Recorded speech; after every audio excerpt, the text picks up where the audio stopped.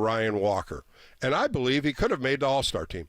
I think he had such a good first half, a 2.3 earned run average, 50 innings pitched, 35 hits, a solid outing. Solid first half for Ryan Walker. The surprise of all of them that I'm seeing is Taylor Rogers. Taylor Rogers has really been in 40 games. That kind of surprised me. 40 games already, and he's the lefty, if you remember, Taylor Rogers. He's 1-3, 40 appearances, 37 2/3 innings, 33 hits. Pretty solid for him. Now, his brother Tyler Rogers has been in the most games, 49 games. Now, you're thinking 49 games. That's a lot of games. That's a lot of appearances. 2.5 earned run average, solid outings. Had a couple hiccups, not bad. And then you look at Luke Jackson, who really I think every Giants fan would love to see DFA'd or moved on. He was in 32 games already. And he's got a 5.6. Of course, the last few outings got that under a 7 and a 6. Now he's at a 5.6. What do the Giants need out of him? I don't know. Why is he being around? Maybe it's the salary he's getting paid. I think somehow Bob Melvin thinks the experience factor of Luke Jackson could help him. We'll find out. We'll definitely find out. But I start looking at that bullpen, and you're talking about four guys. Four guys really have been working their tails off. You look at Sean Jelly, 32 games he's been in, 46 innings, 4.2. Of course, the earned run average was blowing up in that Dodgers series. And then I start thinking, well, how are these guys going to continue to do this the second half? I don't know. So it looks like the starting pitchers are going to have to pitch a little deeper because you're going to blow these guys out in the month of August if this continues. Giants did it last year. They did it the year before, and we all saw them in the month of September. They were wore out. So something's got to change, and you start looking at this rotation, and I keep saying Robbie Ray, maybe Alex Cobb could help out. But how many innings and how many pitches can they throw? That's another crisscross of Brian Price and Bob Melvin have to come to conclusion with. It's a question mark on pitching, but it has to change the second half. Sure, it's not 81 games the second half. I said it's a different number, 65. But you got to get going, and you got to have a winning streak. A winning streak is going to help this team. A winning streak is going to get over 500, in which has been dismal for the Giants. They can't get to 500. They get one under, and then they go backwards. 2 forward, 3 back. 2 forward, 3 back. It's happened this whole first half. But in the meantime, they're still treading water. They still are in a position to get in the wild card. When you look at the wild card race, the Phillies, the Dodgers, and the Brewers are all got slotted. They're all in first place. The Braves are 53 and 42. They're 4 games up. Most likely they're the 4th team in.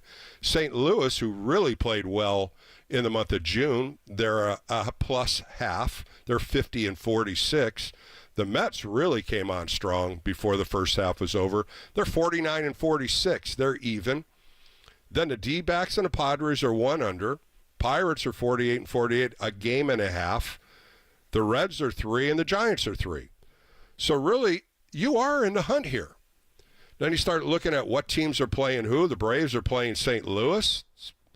Miami's going to play the Mets, the Cubs against the D-backs, Cleveland and the Padres are hooking up, the Pirates and the Phillies, the Reds in Washington, San Francisco and Colorado. So there are spots that you could possibly gain a couple games here. But you got to come out of this break swinging the bats, and you got to pitch well. And you're going into Colorado, which is really a tough place to play. The Rockies, when you look at what they've done, they're 34 and 63, like I mentioned. They're 20 and 27 at home, 14 and 36 on the road. So if you can go into Colorado and take 2 out of 3 or sweep them, then guess what? They're coming into you on the 26th, 27th, and 28th with a record of 14 and 36.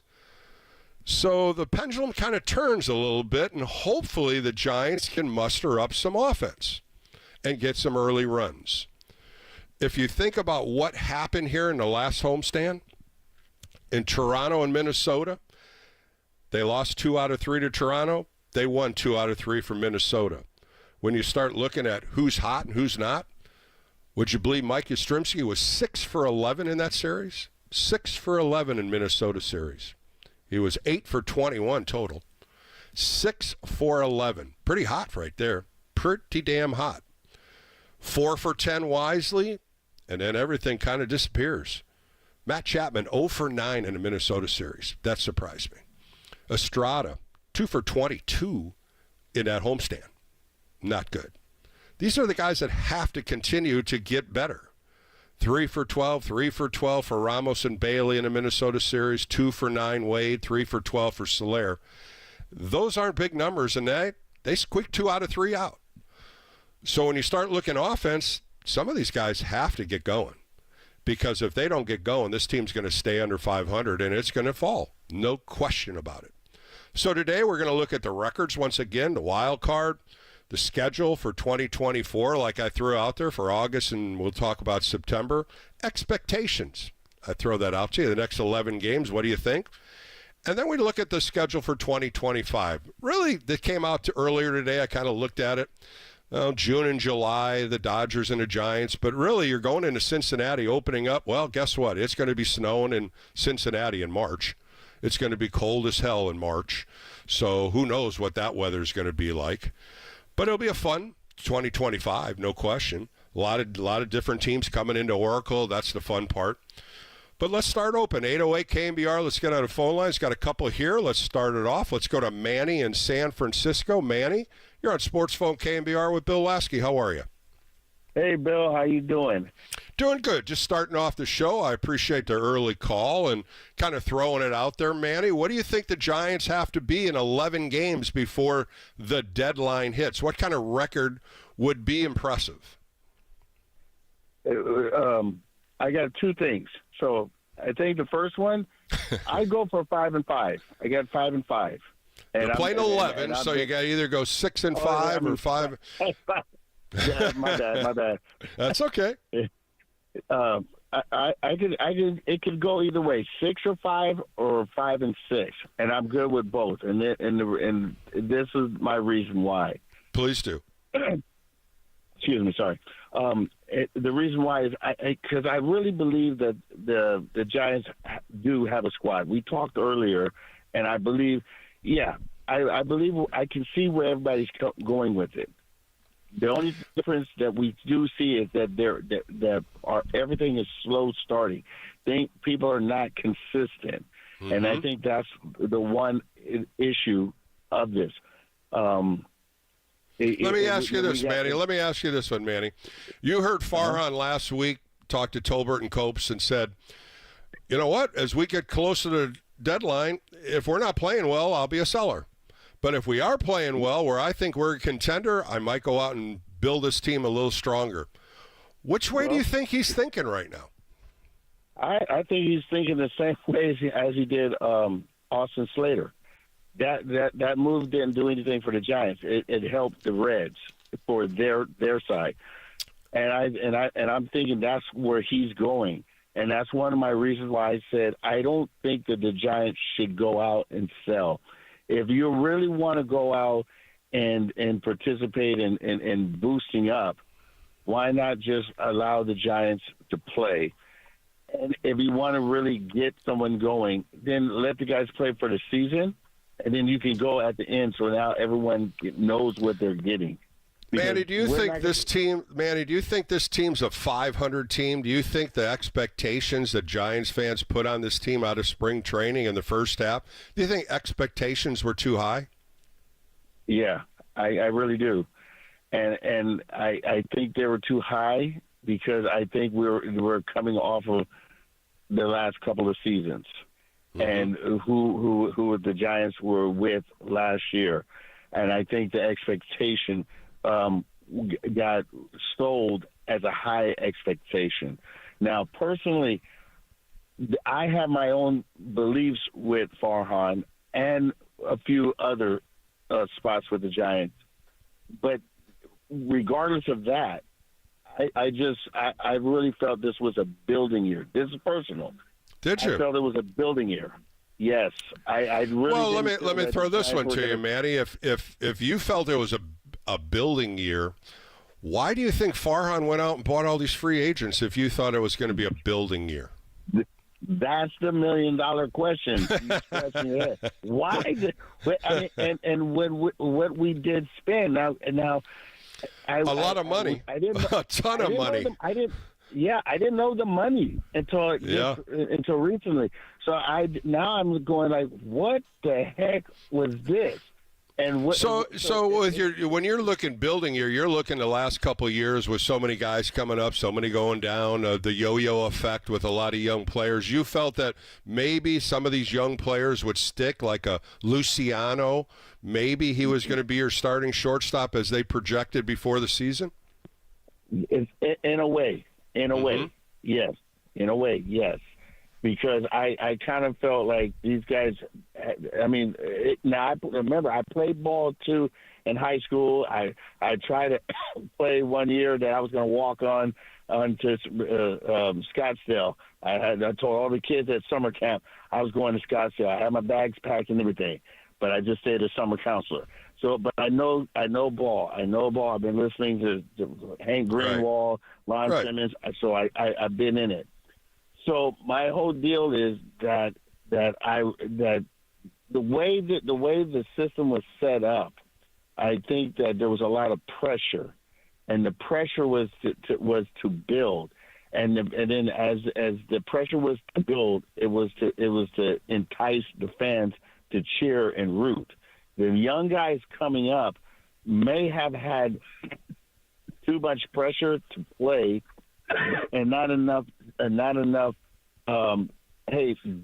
Play the way you play. You know, like sometimes when people say, "I'm going to put you into this spot," and then in here, you're playing for one great organization. You're playing for these guys. This guy's good. Now go out there and show your all, instead of just saying, "Hey, I want you to play the game you know," and then as you go, you relax. Yeah, Manny, I'm breaking up here. So great points, though. Really great points you bring up, and we'll continue. Give me a holler as the show goes on. Jump back on with me when you got a better connection. But thanks again for your call, Manny. Really appreciate it. And Manny's thinking about possibly building the core, building some of the young players, and we've definitely seen it.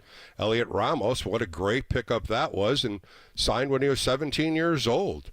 Holber Cabrera comes on with me later, and he really mentored Matos and Ramos, and it's a great conversation. I taped it earlier today with him, and he really brings up a lot of value with family and a lot of value of just believing in yourself. And I think that's what Elliot Ramos has done over the last few years, and believing that he can do it, the confidence factor, and working hard at some of the different mechanical issues that he had to do, and how he projected going up to the plate, not swinging at balls out of the zone.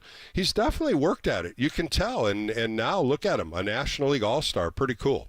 All right, let's go to Aaron in San Francisco. Aaron, you're on Sports Phone KNBR with Bill Lasky. Oh, okay. Dropped. All right. You guys call back. 808 KNBR. Phone lines are open. We're going to take our first break. So we'll come back more with Sports Phone KNBR with Bill Lasky. So 808 KNBR. Get on the phone lines. Let's continue to talk about Giants baseball. And we'll come right back right here on The Leader.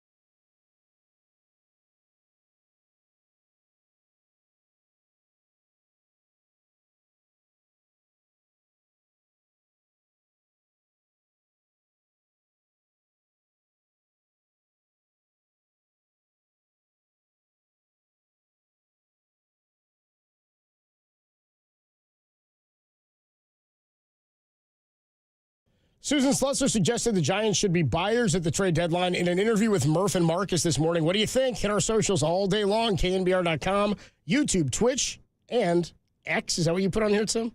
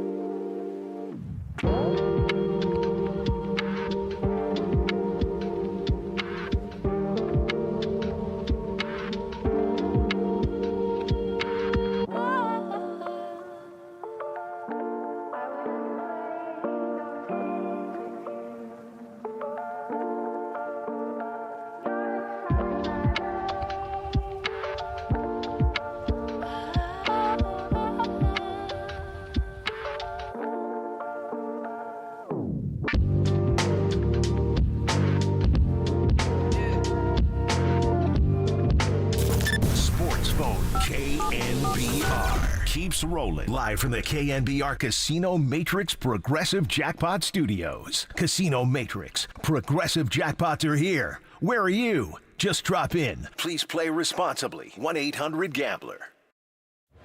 Now he swings and he hits a high drive into deep left center field. Way back at the wall. Conforto jumps and makes the catch. So Lee did not quite get all of that one. Here's the 3-2 pitch. Santana hits one to center. Sinking fast. Ramos will dive and make the catch. Elliot Ramos got a great jump and made a perfect head-first dive and caught it before it hit the outfield grass. 2 down. That was a great play. Totally took away a base hit from Carlos Santana.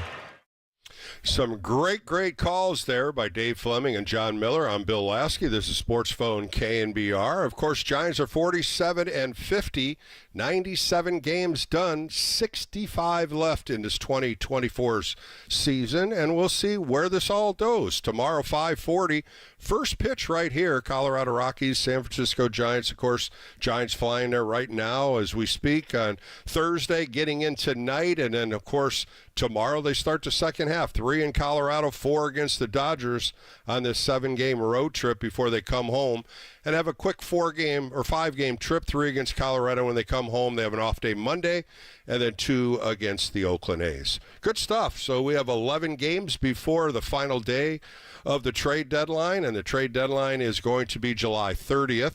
So, like I asked you, 808 KNBR, what do you think the Giants need to do in these 11 games to impress Bob Melvin, impress Farhan Zaidi, and see if this team is strong enough to get into the playoffs? So I'll ask you. Let's get on the phone lines. Let's go to Fitz in Santa Cruz. Fitz, you're on with Bill Lasky tonight on KNBR. How's it going? Bill, how are you, sir? I'm doing good. So I'm going to ask you, 11 games left. What number do you think is going to open the eyes up and Farhan says this team will be able to win and get into playoffs? So I'm going to say 8-3. Okay, I like that. I wanted to touch on, I think it was one of the first callers said he'd be okay either with 5 and 6 or 6 and 5. And I think that right there, that's the problem.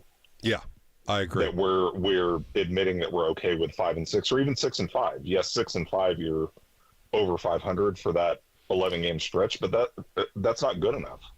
Not when you're playing Colorado for 6 games and they're 34 and 63. That's the team that you just have to go annihilate. And once you get runs, that bullpen is brutal.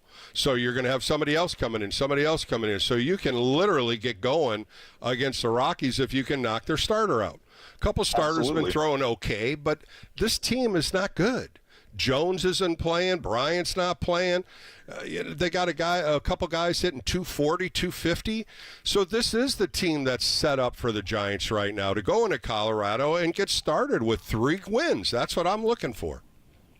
Likewise. And I mean, August, looking at the schedule, August is the soft month for their schedule. So, I think if they're going to make a run, they need to dominate this month. And, even saying that 500 this year is a high expectation, I don't think so. I mean, look at all the signings. Exactly. A lot of money spent. And what happens now, Fitz, a lot of rumors are starting to come out. The Yankees are inquiring about, the great third baseman. And you start thinking about Chapman, and you start thinking of some other teams that could possibly trade for him. The Yankees are one team that has inquired about Matt Chapman. Some other players also, some starting pitching. And, you're going to look for young players. You're going to look at the nucleus of some prospects in a trade. It's going to be frustrating to see what Farhan does either way, and what does he give up and what does he get in return, because I believe, just like you, Fitz, maybe, you need a shortstop. You can't keep going in with Wisely and Fitzgerald. I think Luciano is a question mark now, and I think now, is it going to be Bo Bichette or somebody else in your mind? I agree. And I think I would have a problem if Farhan pulls the plug this early after everything he did this offseason. I mean, in my opinion, the first time since he's been in his position that he's done all these big signings, and then we come to the trade deadline and he just blows it all up. I would have a problem with that. I do have a question for you though, Bill. So the closer situation. So I'm almost at the end of my rope with Duvall. Maybe that's a little over. Let me throw this one, Fitz. Why are you upset about Duvall? Is it mannerisms? Is it not focusing? What is it? It's all of it. So I was at the final game before the All-Star break, where he gave up the lead. The leadoff walk, the leadoff double, and then a double. And it was a save situation, but then you look at other situations where he comes in and he has to come in because he hasn't pitched in a while, and it's not a save situation, so he doesn't care. It seems that way. It seems that way. It seems that way. Yes. Obviously I can't speak to, right. I just, as a big league player, I don't see it that way, but it seems that way with what you're watching. Let's put it that way. I don't believe any player is not going to give you 100%. I don't believe any player is going to go out there and try to walk people. But it seems that way with his mannerisms, that he's maybe not into it, or maybe he's not focused enough. I think that's the way we can go. Something as simple as not covering first base. Oh, I'm right there with you with that. Maybe it's just me, but it's like, how many times do we have to bring that up? How many times does he have to be told? Yep. You're a closer, but you know what? Cover first base. I'm there with that. And in the clock situation, too. I'm burned out on the clock situation where Bailey's got to call timeout with 2 seconds or 1 second so a pitch doesn't add to a ball. I mean, there's things that he is not focusing on. And Fitz, we've been talking about it all year on my post-game shows. We've been talking about it, and it upsets me. Because if you're not focused in the role you're doing, then maybe you shouldn't be in that role.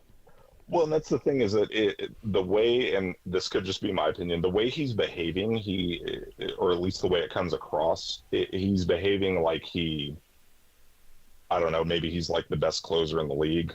Again, maybe that's a stretch, but he's behaving like, that he is the best, that he is the And one of the things I said on my weekend show when we were talking about it, I said, Well, maybe the Giants should turn off the lights, turn off all the welcoming in, and he's just a closer.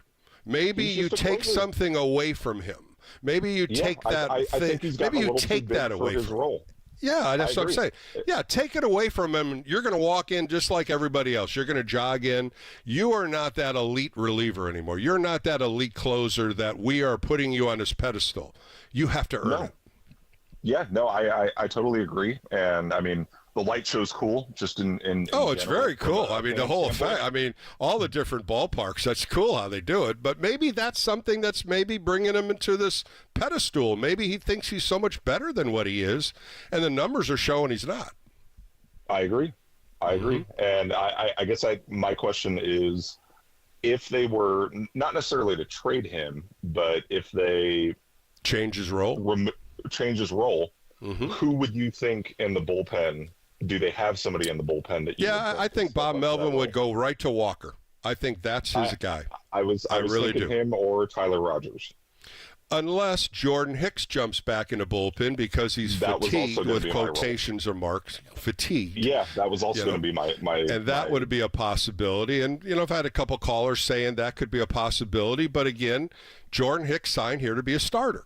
And that's what he wants to do. That's what he is, signed for. And that's what his thoughts are. But now that the starting position is wearing him out, maybe they sit down and talk to him about a change and see if he is open to it. Well, I guess that's my next question is how do you think he'd react? Because I know we have, Robbie Ray coming back. We have Cobb coming back. Snell's back in the rotation. I mean, we've got theoretically a 5-man rotation. You got a lot of pit. You're going to have to make some moves. That's kind of where I threw it out there. Hayden Birdsong, Kyle Harrison, are they going to stay in a rotation? Because to me, I think you need both of those guys in a rotation just for the future depth of the starting rotation and to get these guys groomed. They got big league stuff. I think they just need to be out there. But if you're chasing a wild card position, what are you going to do? You got to get all hands on deck, and you got to give them up there every time. I just want to know if Robbie Ray is going to be a starter or is he going to be a long man? He's only up to about 40, 50 pitches. Same thing with Alex Cobb. And I don't know if that's a possibility of both of them being in a rotation. That's why I'm kind of looking to see the probable pitchers here to see what their thoughts are. And they're kind of holding their cards close to them before tomorrow. Yeah, I think it'll be interesting to see going forward. Good stuff, though, Fitz. Really good conversation right there, Fitz. Some real good questions, and I appreciate your time today, Fitz. Really good. Thank you, Bill. I appreciate it, sir. Yep. Good start right there with Fitz, and I think a lot of it is depending on what the Giants are thinking, and that's what they did in the last 4 days. They go into these meetings, they have a whiteboard, and they start piecing it out.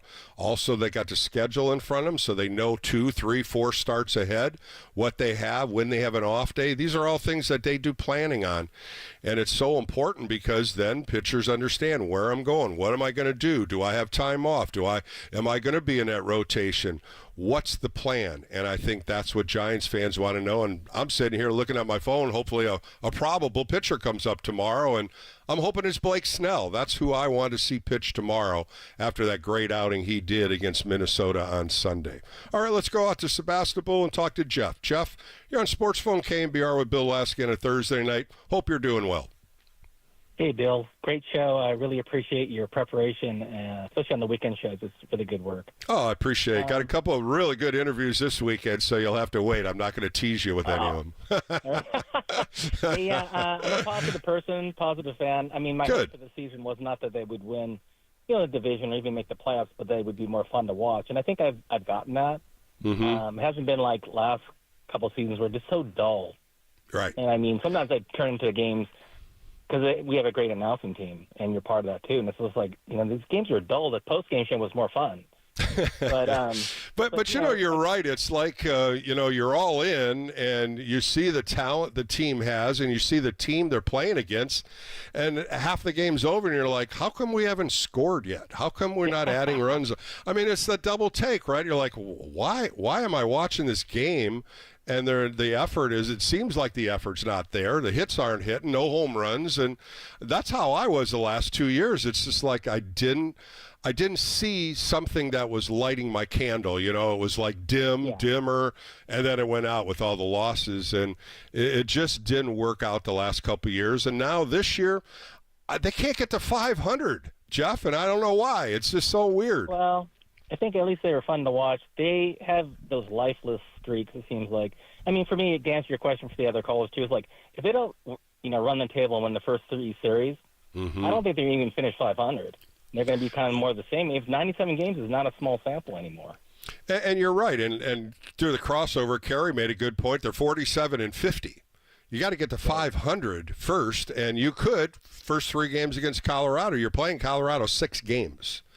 And you need to win 4 out of 6, 5 out of 6, or sweep them. And it's possible. Yeah, sweep. It's possible. I mean, yeah, and I guess the other thing is if they don't do that and they end up not making the playoffs and all that, I'm fine with it. But my other complaint, I guess, for Farhan, his organization or the tenure is, I was hoping to become the Orioles West and have a really good farm system, and that seems lacking too. And I'm just like, we have brought guys that are good and fun, and Birdsong and Harris is developing, and I've had a lot of fun watching the new guys in Ramos. But I mean, the farm system doesn't seem like it's been developed too, based on what he did with the A's and Dodgers. I'm like, well, where is it?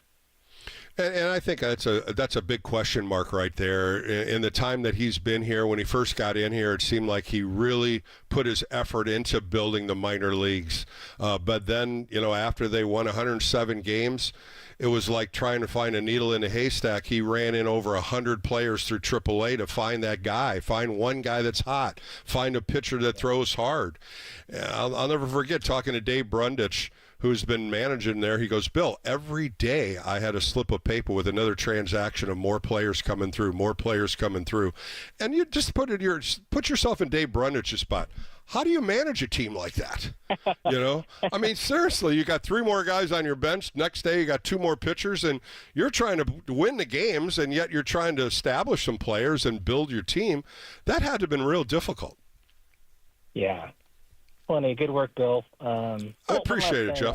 Yeah, go ahead. Is there something like, I would love to see this or hear this on a show on the weekend, but once players are signed or drafted by the Giants or any other organization, I was wondering how they're developed, what their goals are, how they're set, and how information is shared in the organization about players and where they're going. I mean, I've read a lot of books about scouting and how they do that, and players once they're having their career started, but once they're in their minor leagues, what's happening internally? And maybe I'll take it off the air, but maybe you could recommend. Yeah, and I'll throw a simple answer to you, and you can hang up and I'll tell you about it. But a lot of times when players are signed, it's where you sign, how much pool money they put in, how much money they invested in you, and those eyes are on them quickly.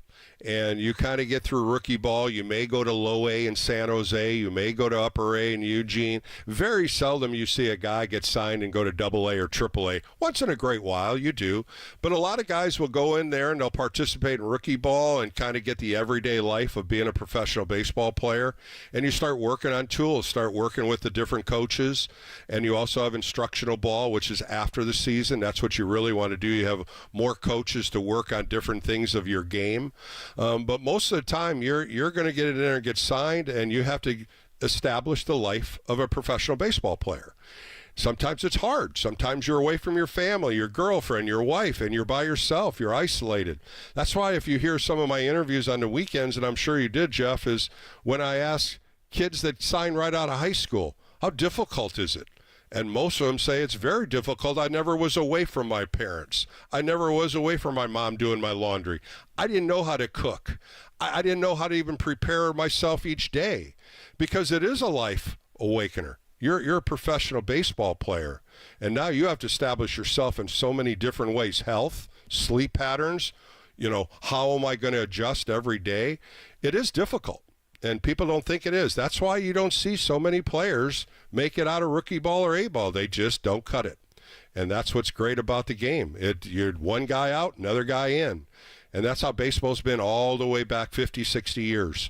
That's why it's so important to keep your head up on a good game or a bad game, and you just push it away and you start working on the next one.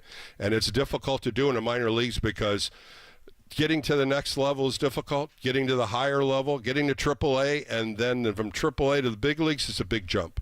And that is the biggest jump, and that is why when big leaguers, pretty much when they say they're going to be in the big leagues, how excited they are and the jubilance they have when they become that manager saying you're going to the major leagues. That minute, that 5 minutes is so much for each kid. Every player goes through it. and it's such a rewarding experience. Good stuff, though, Jeff. Great call. All right, let's go to Jay in Rancho Cucamonga. Jay, you're on Sports Phone KNBR. How are you, Jay?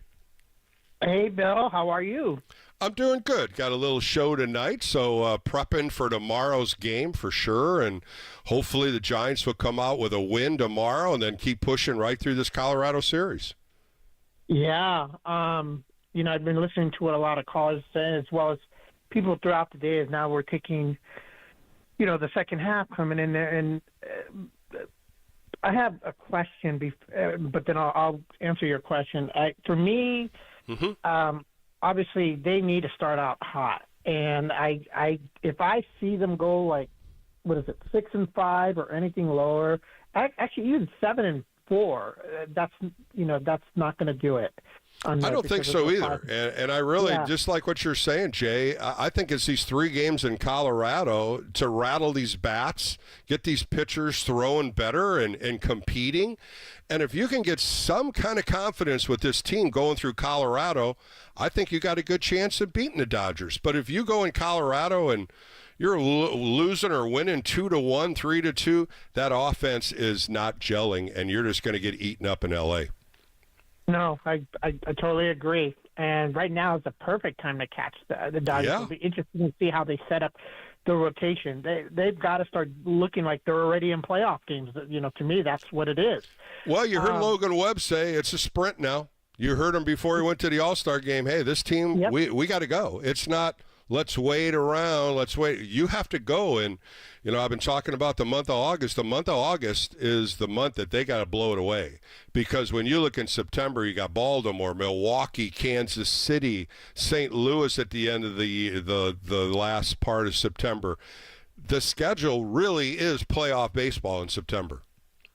Yeah, and to the point of Logan Webb, I love Logan Webb, but he's also got to step it up too. That last start he has, whether you want to call it aberration, then plus at the All-Star game, it seems like when there's a big game, he hasn't, at least this year, he hasn't really delivered. I know the numbers, and I know he's got it, but he seems like he's part of it too. Yeah, he's been in spurts. I'm gonna credit him in different parts because he's gone 3, 4, 5 starts with 1 or 2 runs, and then he has that game where he gets up 5 or 6, and then he comes back, and the numbers. I'm going to tell you, 11 games straight, 6 innings or more. He's really helped the bullpen out, but some of those games he's given up 4 or 5 earned runs, and a lot of it has been in that first inning. Yeah, and anyways.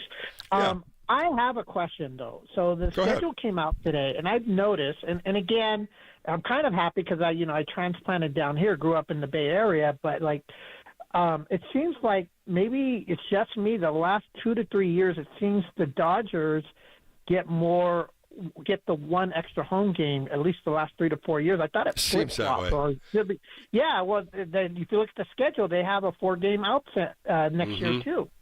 Yeah, I'm right there with you. I looked at the same thing, and it just seems like the schedule favors the Dodgers and the Yankees and, the top contending teams that are always on television. And I just wonder how they make these schedules. Like this year, I complained in the beginning of the year by saying they play the Dodgers at the end of July, and you don't see the Dodgers in August and September. Who in the hell made this schedule?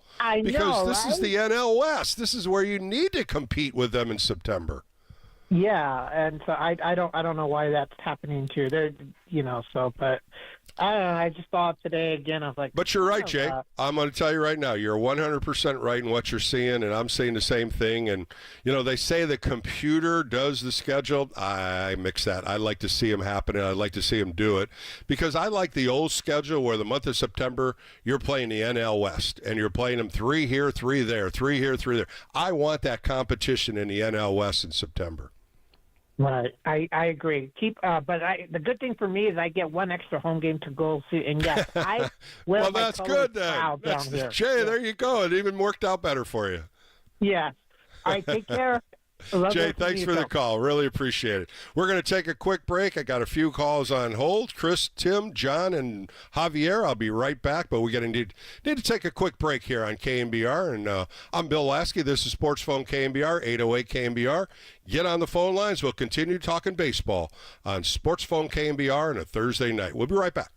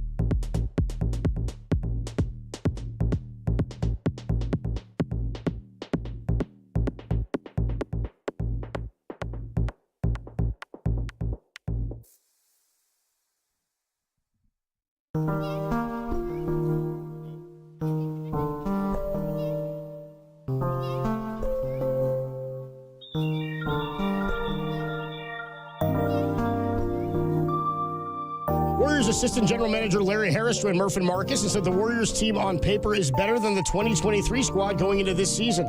Find that podcast and more on KNBR.com and the KNBR app.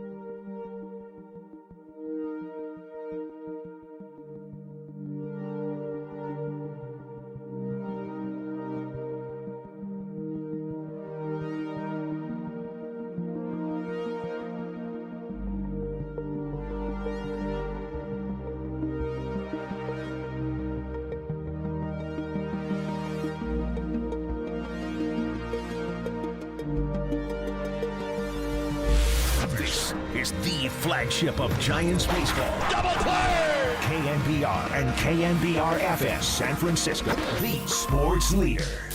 Sports Phone KNBR keeps rolling. Live from the KNBR Casino Matrix Progressive Jackpot Studios. Casino Matrix Progressive Jackpots are here. Where are you? Just drop in. Please play responsibly. 1-800-GAMBLER.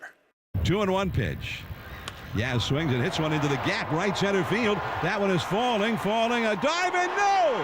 It rolls past the center fielder, Margot. Yaz around second, digging for third, and standing at third on a wild throw. The throw goes out of play, and this ball game is over.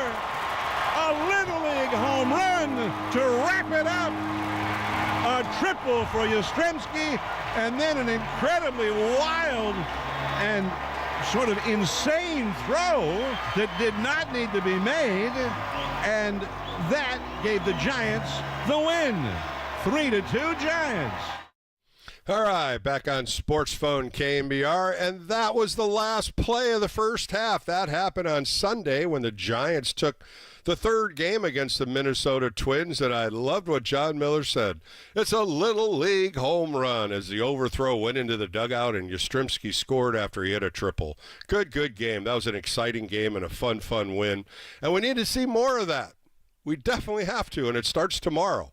5:40, first pitch right here on KNBR. Who's going to start? My call's Blake Snell. Get him back on that mound. What a game he had on Sunday. Threw a good game against Toronto, and now he's on, hopefully, on the hill tomorrow. That's what I'm hoping to see. Haven't seen a probable yet. A lot of teams are holding back. They're pulling their cards back. What if I told you the Giants were 24th in Major League Baseball in batting average? 244. 24th out of 30 teams. They've scored 427 runs, 800 hits, 164 doubles, 14 triples, and 96 home runs. I don't think that's good. I think that's below average. When I look at a team that's really made up of some home run hitters, Soler only has 10. Ramos has 14. He came in May 8th.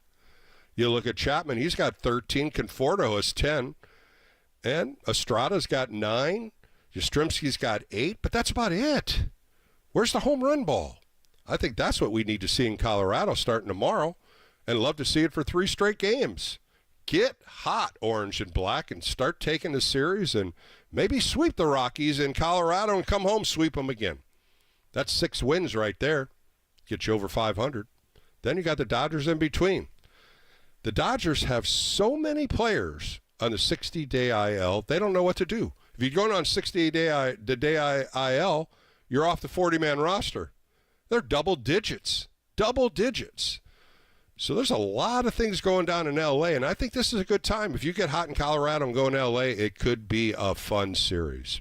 All right, let's get back to the phone lines. Let's go to Chris in San Francisco. Chris, you're on Sports Phone KNBR with Bill Lasky. Hope you're doing well. I am. Thank you, Bill. Chris, thanks for waiting for me. Oh, that's okay. I wanted to call primarily talk about the Wall of Fame eligibility requirements. Mm-hmm. But briefly, I just want to say I think at a minimum, Giants have to go 7-4. Yeah, I'm right there. I'm maybe even better than that. I would be 8-3 for 11. I really believe they have to put the pedal to the metal against the Rockies. And if they can split the series against the Dodgers, or in my mind, take 3 out of 4 and upset them, then you're catapulting. Then you took a chance the second half, and everything's rolling the right way.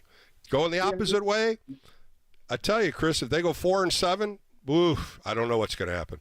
Yeah, I think you can forget it. I'm a lifelong Giants fan. I've been following them since '58. I've been a season ticket holder since 2016. So I found Nirvana when we won 3 out of 5, you know? Mm-hmm. But, those were fun years. Boy, those were some fun. That's 10 years ago, if you remember. 10 years ago. I know. I guess time flies when you're getting older.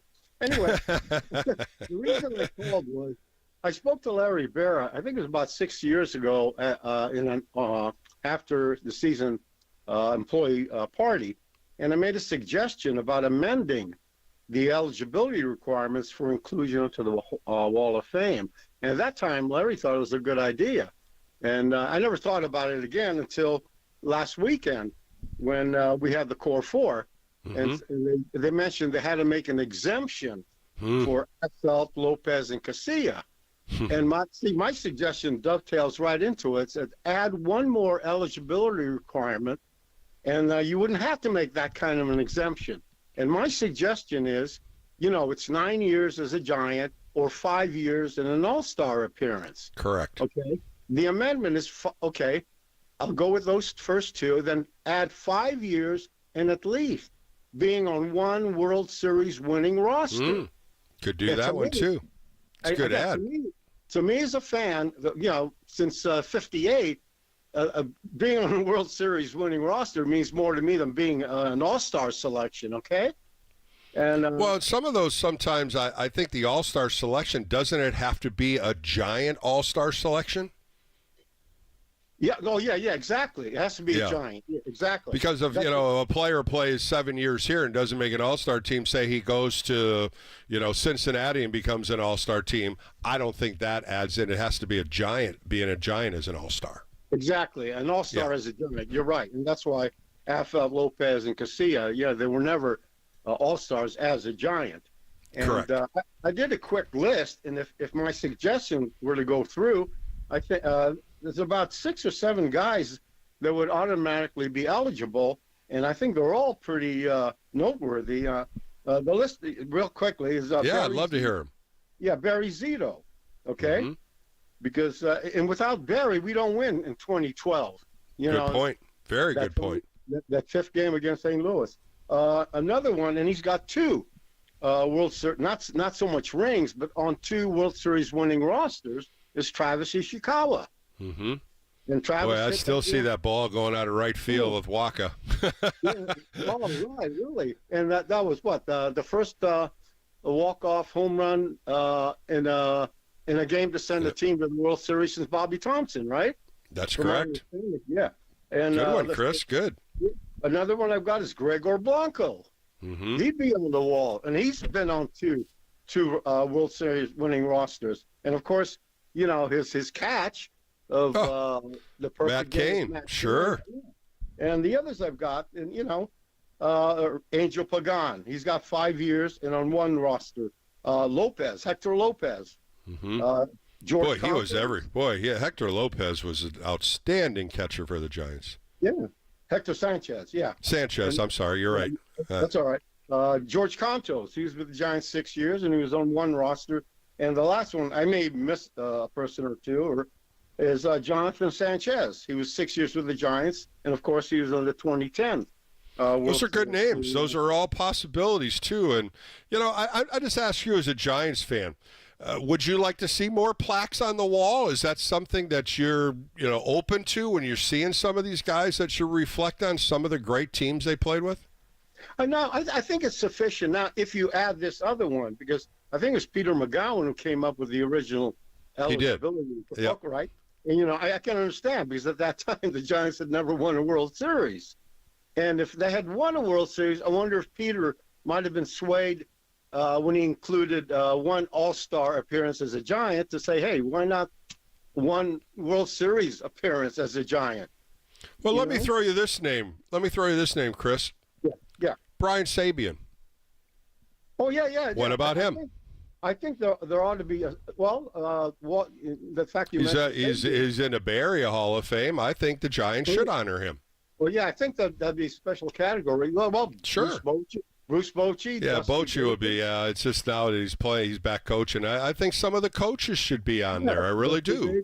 You look at all these coaches that were with that team, all 3 World Series: Tim Flannery, Ron Wotus, Dave Righetti, Mark Gardner, Billy Hayes. There were some of the greatest coaches ever put a Giants uniform on.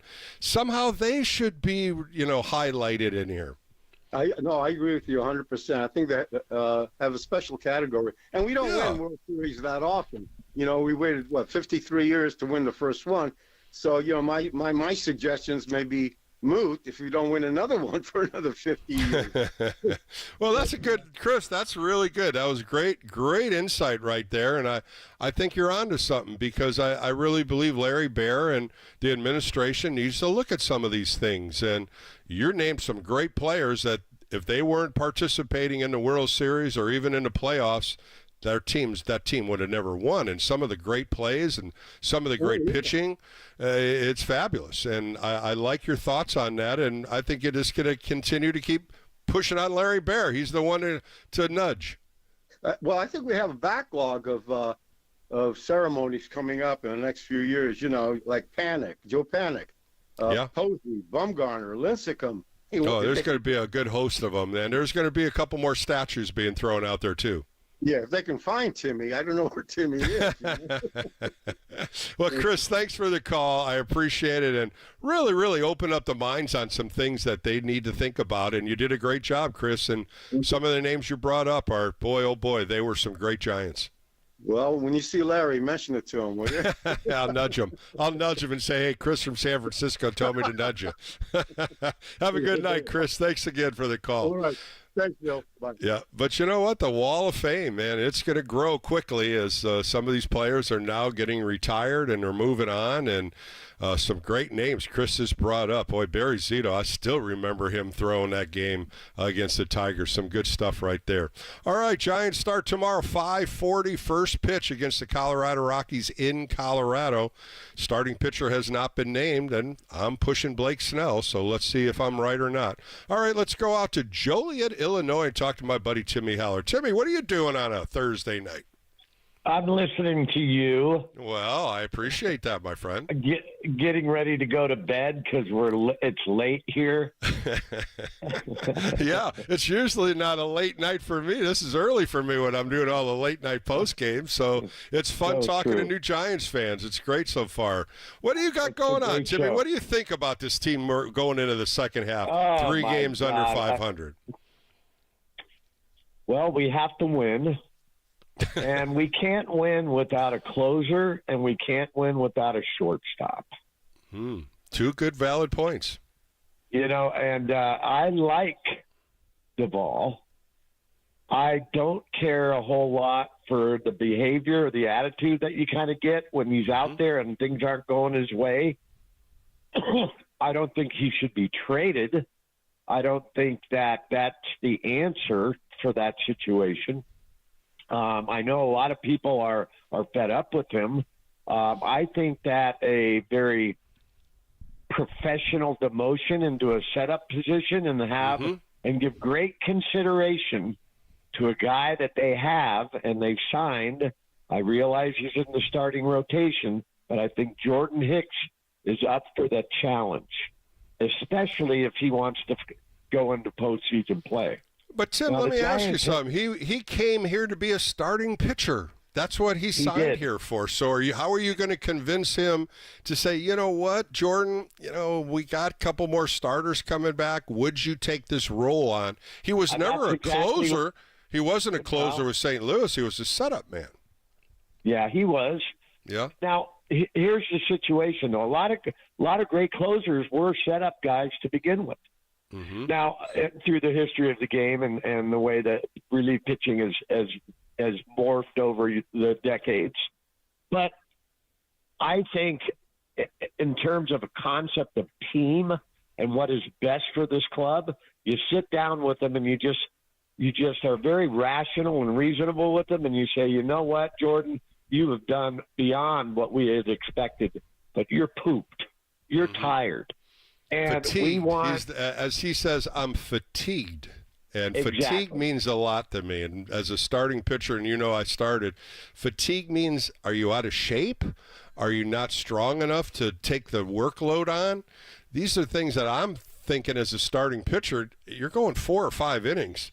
My goodness, you can't go 4 or 5 innings. Tired. Seriously? So, I would like to see that transition or change at least through the rest of the season, or at least give that a shot. But even a bigger, glaring situation is at shortstop. And you know what?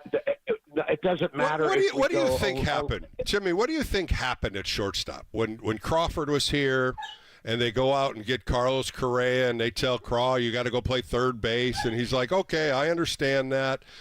And then all of a sudden everything mixes up. Correa doesn't sign. Crawford goes and plays shortstop. Yeah. And then this year comes in, and Luciano's your starting shortstop, and the next thing you know, you got Nick Ahmed is playing shortstop. What happened, do you think happened? Well, honestly, I'm going to let you know that I feel that the root of that problem is the general manager. It's Farhan. I don't think Farhan is really good at making a commitment to certain players for whatever reason. Okay. If they don't come up and they're not hot right off the bat, they're sent back down. A lot of guys are DFA'd. A lot of guys are, given their outright releases. I don't think Luciano obviously really didn't get as much of a shot as maybe he deserved because he was struggling offensively. I think the signing of Ahmed was brilliant just to cover that. But now he's playing second base in Sacramento, Luciano is. And you've got two guys that are not natural shortstops with Fitzgerald and Wisely.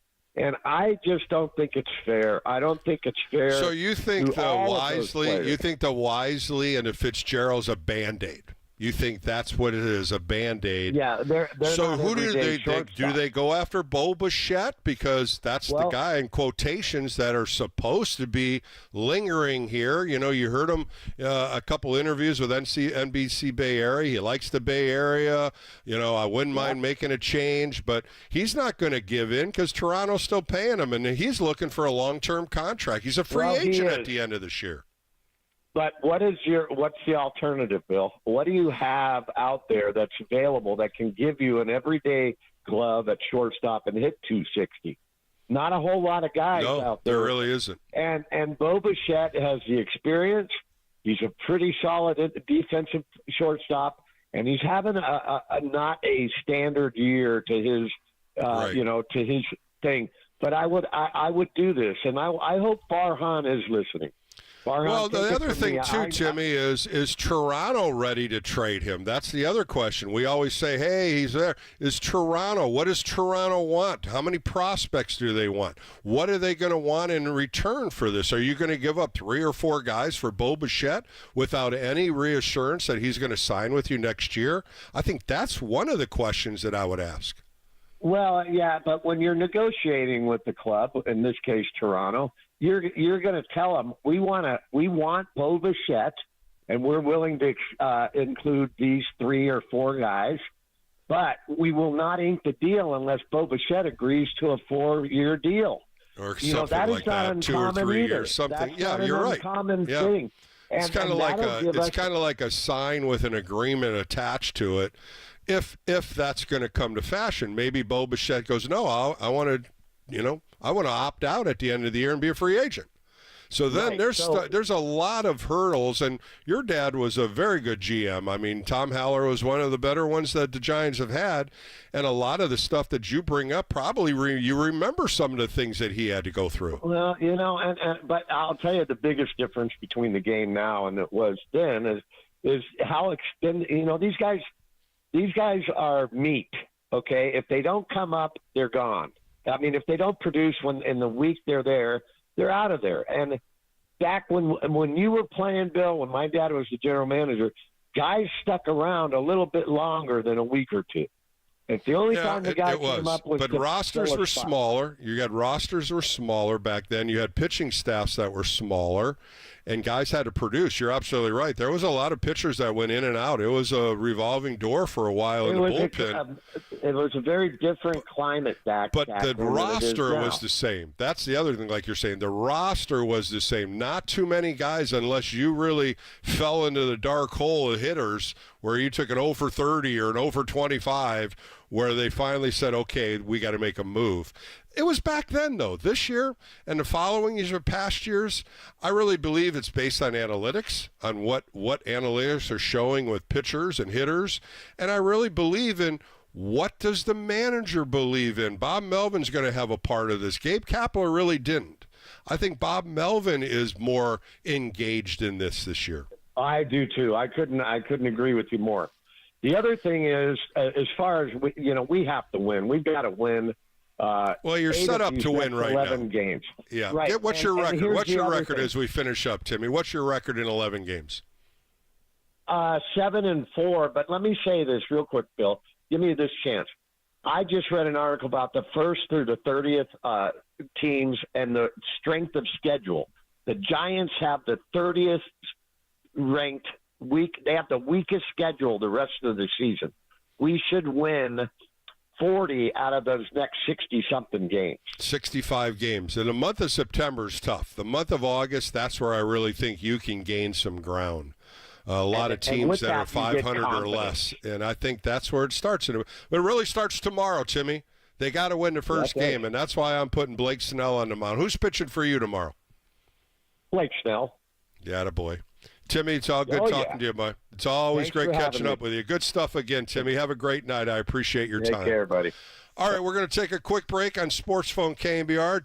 John, Javier, John, and Mike, stay right there. I'll be right back. Thanks for holding on. 808 KNBR as we continue Sports Phone KNBR on the Sports Leader KNBR.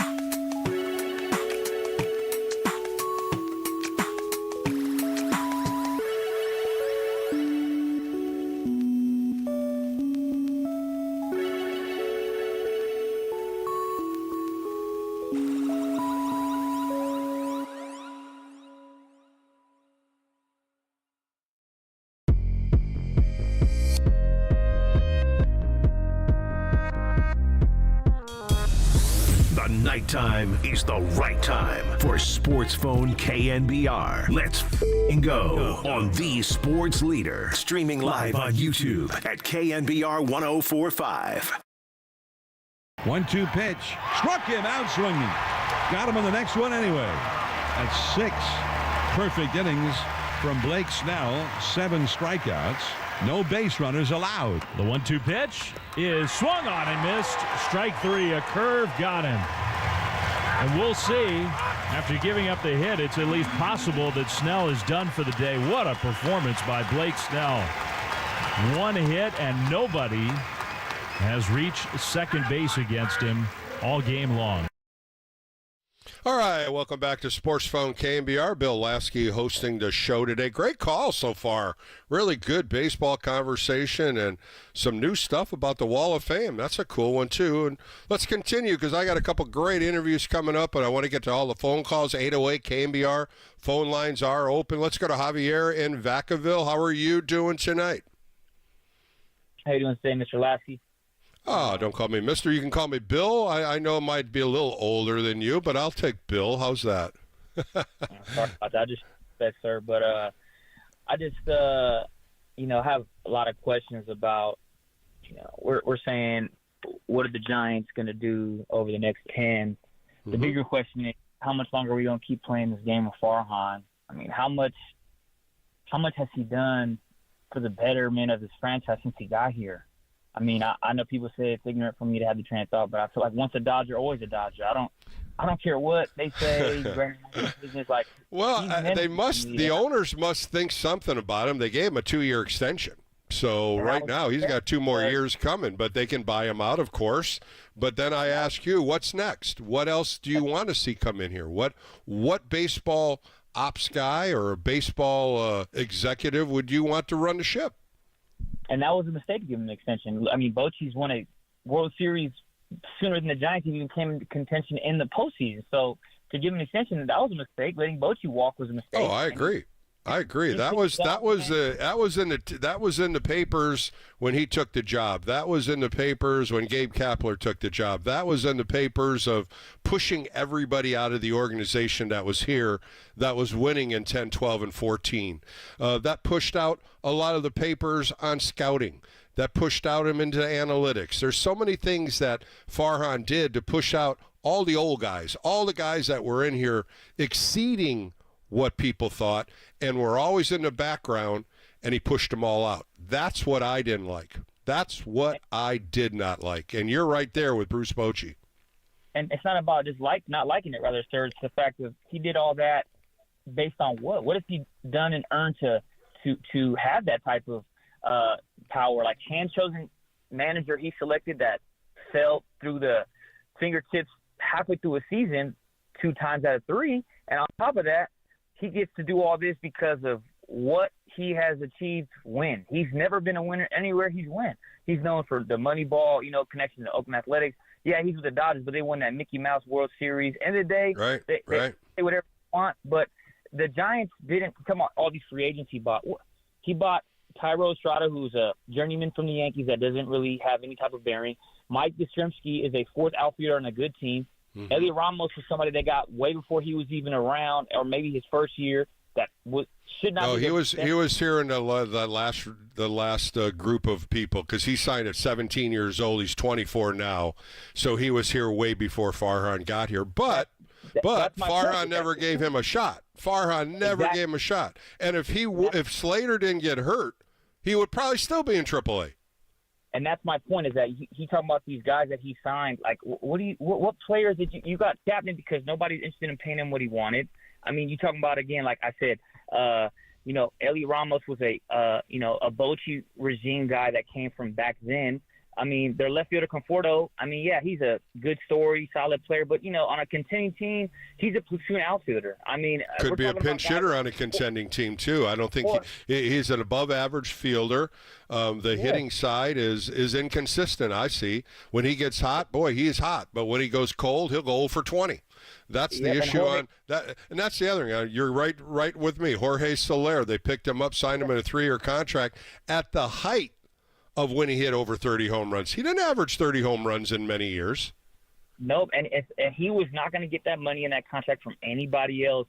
You talking about also with Wilmer Flores. He's a platoon corner infielder that plays on as a reserve. He's a key cognizant part of it. Yeah. Wade Jr. is a great piece, but anybody could have had Wade 2-3 seasons ago. Their second base position was Wisely. I mean, again, he came up on him coming up and playing well, but again, like I said, you got valid points. No doubt about it. You got valid points, Javier. You really do. And when you start dissecting just the players, dissect the bullpen and dissect the starting staff, and you'll probably find more. Find more, fire Farhan, man. Fire Farhan. Because it's easy to say, and I understand what you're saying, but I always ask, what's next? What could possibly be next? Are they looking to succeed him with somebody else? And what could baseball do to help the Giants organization in a leadership role? And those are all things. It's easy to get rid of somebody, but it's harder to get somebody in that could take it over, because you know as well as I did, you just said it, it's going to take a few years for them to get their feet on the ground and start moving in the organization, knowing what we have, what we don't need, what we also have in prospects. They just can't come in and all of a sudden be the magic man the first year.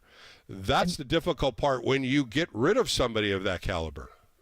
And that makes sense, sir, to a certain extent. But my point is this: is that again, Wisely was a good AAA call that is developed, and Bailey again was a great draft pick, developed starter. We can rely upon a thoroughbred, a stalwart, a cornerstone to our franchise for now. But I'm saying we're in the worst position in baseball. We're not bad enough to get a good top 5 selection in the draft, but we're not good enough to compete. We're just in the middle. We're mediocre. And again, 47-50 tells you that, doesn't it? 47 and 50, and literally, if you think about it, it could be better. You might have been able to win more than 3 games and be over 500, but on the other side, you could be worse. You could have lost 3 or 4 other games. So you're absolutely in the middle. But where do you think they're going to go, Javier, in the next 11 games? What do you think the record's going to be? I feel like, I don't want to make this political, but like I said, we're in the worst place possible. In regards to baseball, not bad enough to get a top 5 pick, not good enough to compete for World Series. I feel like we'll know as much about the Giants as we'll know about Joe Biden stepping down as the president-elect. I don't know. I can't tell you. They could go 6-5. They could go 3-8. I know. And if they get hot, if they get hot, when I'm looking at Colorado at 34 and 63, why not? Can't they get hot, Javier? How can they not get hot when a team is playing that poorly? Understood. The Giants are the type of team that'll lose 2 or 3 against the Rockies and then split or even get 3 or 4 from the Dodgers, because they're consistently inconsistent all season, and that's what you can rely upon from this club. They're going to be a team that's going to beat the bad teams 1 out of 3 and beat the good teams 2, if not 3 out of 4. And that shows a product of being a bad team, because again, Farhan did not build this the right way. They can say whatever they want. What has he proven to earn his position on this team other than I know all these statistics? Bro, you never played one minute of baseball in your life, man. You were a cartoon character, the whole thing is, to wrap this up, Javier, is he's had many opportunities. He's had year after year after year, and it's been 500 or less. It has not, except for 1 year when they won it, when they had 107 wins. But who was running the ship? Buster Posey. That was his last year. He was running the ship. He was running the pitching staff. He was running the lineups out. He did talk to people inside that clubhouse. Brandon Belt and Crawford had career years. The stable of the old guys, the stable of the World Series champions, got to 107 wins. Then all of a sudden it all disappeared, and what was left? What was left is what Farhan couldn't build again. And this year, I really felt this year they would be playing a lot better. I really did. That was the anomaly year, and at the end of the day, he can say we have to do this, do that. Well, you pushed out the guys that we know and love and help us bring happiness and joy to the Bay Area, for guys that he thinks are getting guys on, 6 cents on a dollar, getting budget signings. Even a guy like J.D. Davis. Granted, he might not how he did him when he got Chapman last second. It's terrible. Yeah, that was wrong. That was really wrong. And then Oakland A's giving up on him, and then. Yeah, you're absolutely right. Well, we'll see, Javier. We'll see the next 7 games. I think that's going to really propel them if they can go into Colorado and play good baseball and go head-to-head with the Dragon, the Dodgers, and see what they do there. But valid points, no doubt, Javier, and I appreciate your time and your call tonight. Thank you so much. Yes. Fire Farhan, go Giants. All right, let's go to John in Richmond. John, you're on Thursday Night Sports Phone KNBR with Bill Lasky. Hope you're doing well. I'm doing well, Bill. Thanks. I got a kick out of your last caller, Javier. Fire Fahan. Fire him. Oh, he's fired up, and but he's made some valid points. He made some valid points, no doubt. But at the same time, and I'm asking, just like I'll ask you, John, what could you do differently? You're giving Farhan the reins to run this organization, and it's been very 500-ish. It's not been too high. It hasn't been too low, but it seems like we're just 500. Don't you think? Yes, Bill, I agree with you. I heard you earlier. I was driving home. Me and my wife went out to dinner, and I heard you saying that they seem to win 3 and then lose 4. Win 4. Yeah, it's like 5. Going up the hill. We're almost there. We're almost there. Oh, we fell backwards. We're getting to 500. Oh, it'll go backwards. Right. I hear you. I mean, what you were saying, I told my ex-coworker, I'm retired now, and I'm enjoying my retirement big time, but I told him, I said, John, they're teasing us. They keep teasing us. They get so close, and then all of a sudden that happens. And when you look at the schedule, and I'm throwing it out there, I'm sure people have talked about Colorado for 3, Dodgers for 4, then they come back for Colorado and Oakland. But when you look in August, man, they're set up to really have a good month of August, because September, if you have a good month of August and you're winning, you're 10 over, and you're 10 over, 500, then you go into September, and then you really find the crunch time, because you're playing NLS teams, you're playing Baltimore, Kansas City, some really solid American League teams. You've got to go there and play them, which is even going to be difficult. But at the same time, if you get in August and you get confidence with this team and these guys start hitting like we know they can, John, it will be a fun month of September. But you can't get there unless you start now. That's right. You're right. They got to start hitting. And when you told me that stat about their, what were they, 24th in hitting out of 32 teams or something? Exactly. 24th out of 30 teams. That's incredible. I thought they were in the middle, maybe 17. And I go, wow, they're worse than I thought, But, yeah, they got all those hitters. It's so bad they got Soler at the top of the order. Mm-hmm. And I was listening to an earlier show, and Terry Crowley said it best. You got to get him down to third and get Yastrzemski in there. You got to get the hitters in the meat of the lineup right there. Soler can't be leading off. Well, I've been complaining about watching Soler hit leadoff. It worked for a while, and then when he took 0 for 4, he took an 0 for 4 the other day with 4 punch-outs. It's time to move him back in the bottom of the order, and if he can't hit there, then it's time to be a pinch hitter, because you can't just live and die with Jorge Soler being your leadoff hitter. No, I hear you. It's just because, see, that was a novelty. Oh, we'll put him at the top of the order. Nobody will figure it out. Well, they figured it out. Now, right. Well, my opinion about Blake Snell pitching tomorrow, well, it's not going to happen. They just announced Kyle Harrison is going to get the first game start of the second half. Alex Pavlovich throwing out there about 10 minutes ago. Kyle Harrison will be on the hill tomorrow. I don't know how they're thinking that, because that means he throws the third game against the Dodgers, and what happens after this? Who pitches Saturday and Sunday? If Blake Snell doesn't throw Saturday, then he misses the Dodgers series, and I think that is going to be a big miss on whoever's doing the schedule. Well, I agree with you, because right now I think they're going to go. I think 8-3. I think you're right. 8-3 is what they got to go in the next. They 11 have to do that. Games, yeah, I agree. John, Blake, thanks for the call. Really appreciate your time and really good quality stuff. Thanks so much. All right, let's go to Mike in San Francisco. Mike, you're on Sports Phone KNBR on a Thursday night. How are you? Great. Hey, Bill, we hit the reset button. Well, do you think Kyle Harrison's a good proposed starter for tomorrow? No, that kind of took me off guard. It took something away from what I was going to say tonight, but I think that's kind of bogus. I wanted to see Blake Snell right back out there. That's what I really thought. Blake Snell, first game out, get him right back out there 5 days. It would have been perfect, but then he may come Saturday. I don't know, but you got to set your staff up for the Dodger series. That's the whole thing when you're looking at the 3 games Colorado. You have to look at that, because your first 2 starters will pitch Wednesday and Thursday against the Dodgers, and I think that's more important. And I don't know where Kyle Harrison's name came up so quick, and I'm just a little leery about that first start with him tomorrow. As am I. I was going to say that Robbie Ray should. I was hoping could pitch Game 2 of that series against Colorado, but yeah, I just want to. I'm a little bit befuddled by that, and that'll take some time to sink in. I have some relief for the caller before last, a solution, if you will, for what might happen if we don't go 7-4 or 8-3 even over the next 11. Buster Posey was hired by this team, or not hired by this team. He bought part of this team, and he could act as a de facto general manager for the rest of the season if it comes down to it. I don't think he wants it. I don't think he wants to do that, tell you the truth. I think what Buster likes to do is sit into the meetings and understand what the profits or what Farhan is trying to preach to them with the ownership, and this is my way, this is what I'm thinking, this is the money we're spending. I think that's where Buster wants to listen to and then make his comments. I don't think he wants to run the ship. I really don't. Okay.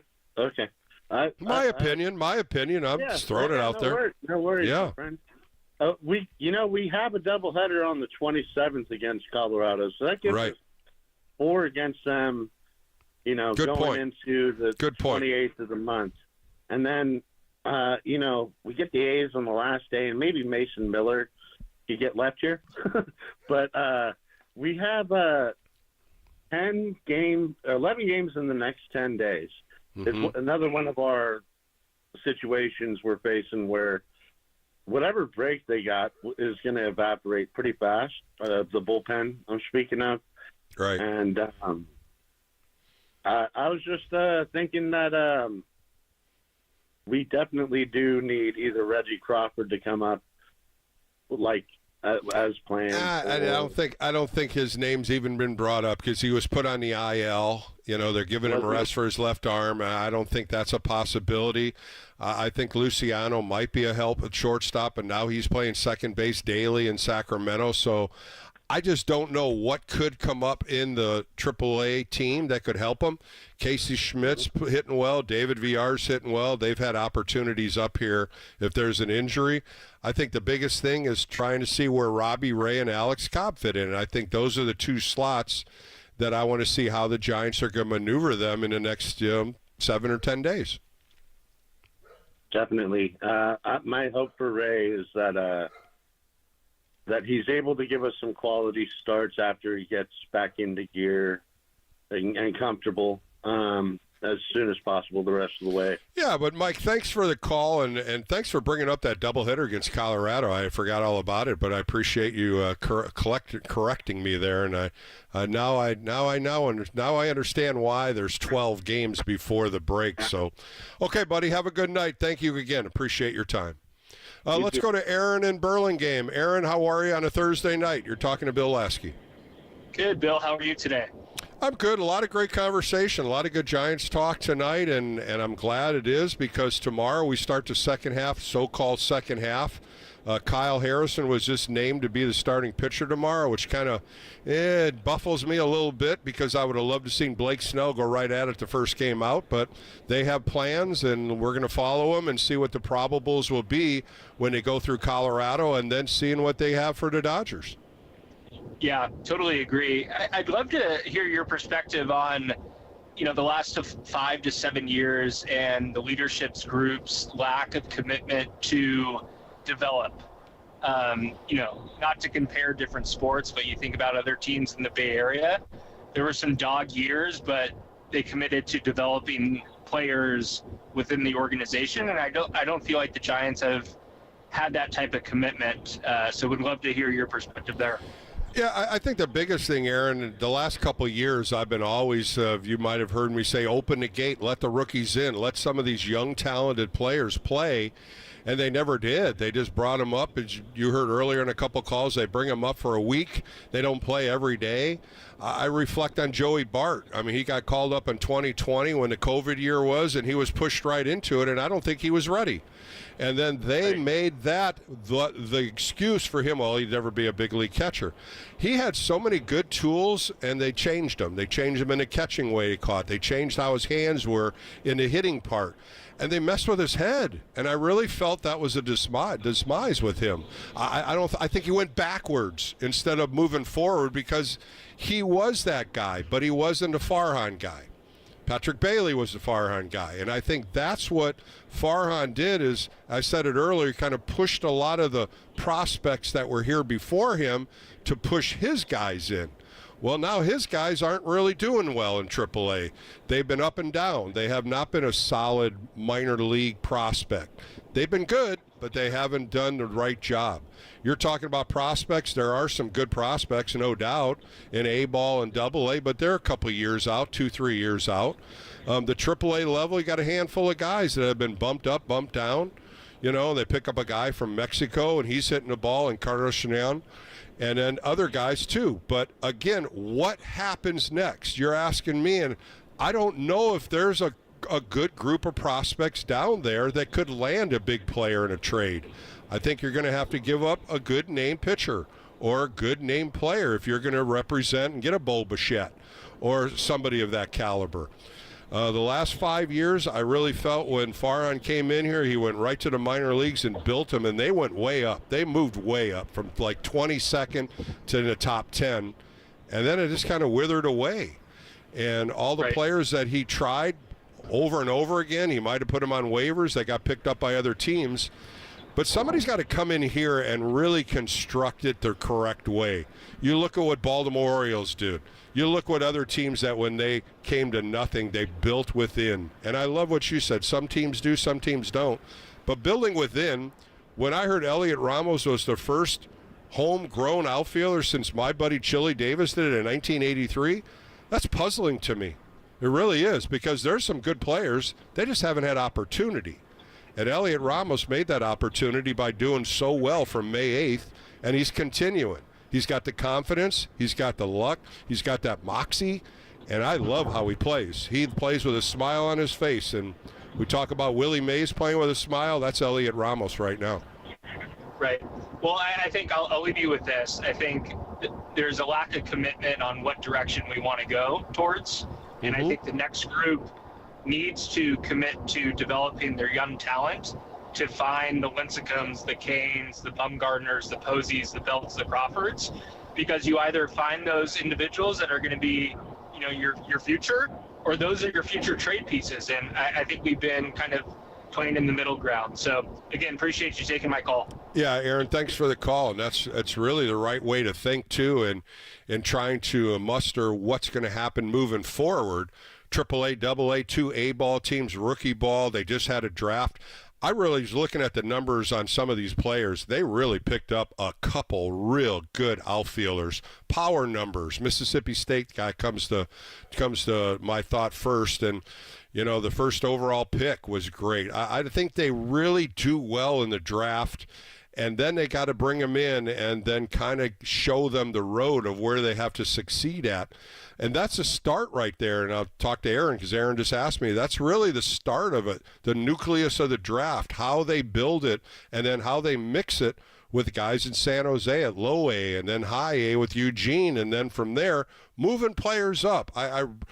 Bryce Eldridge is the guy that I've been keeping eyes on. I interviewed him on my weekend show on Extra Innings.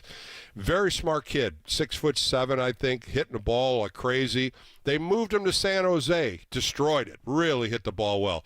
They moved him now to Eugene. Now he's destroying the ball again. I want him to move him to Richmond. Move him up one more step. See how good he is. That's what I like. I love to see that movement with some of your core players. Get them to a point where, is AA going to be easy for him? Then move him to AAA, because that's how you develop a player, and you see that through the minor leagues, and the minor league players start gelling on that, and they start playing a little bit more. They're conscious of their stats. They're conscious of trying to win. That's how you build a minor league program. It's difficult to do. Don't get me wrong. It is not easy to do, but you need a nucleus of players. And I hope that's what the Giants continue to do. Start building this minor league system again. Start building them with quality players and see where it goes. And at the big league level, it starts tomorrow. It starts tomorrow with Kyle Harrison on the hill at 5:40. The 19th of July, and the trading deadline ends on July 30th. 12 games. 12 games. They need to put a winning streak together. They need to dominate. They need to hit, they need to pitch, and they need to play defense. With that, I'm going to move it on, and we're going to talk to Chris Alvarez from Channel 7. I asked him so many questions about the first half and the second half, so sit back. I had a great discussion with Chris Alvarez. You'll see him on Channel 7 as a sports anchor. That's coming up next right here on Sports Phone KNBR.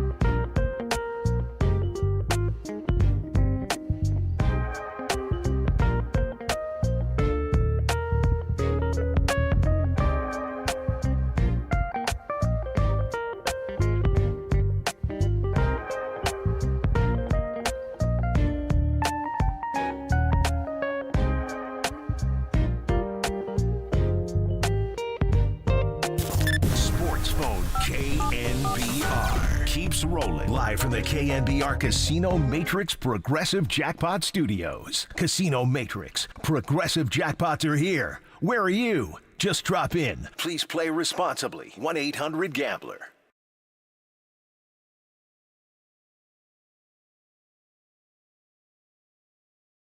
Welcome back to Sports Phone KNBR with Bill Lasky. My guest today is a sports anchor for Channel 7. He's been there since 2019. Let's welcome in a friend, Chris Alvarez. Chris, how are you today?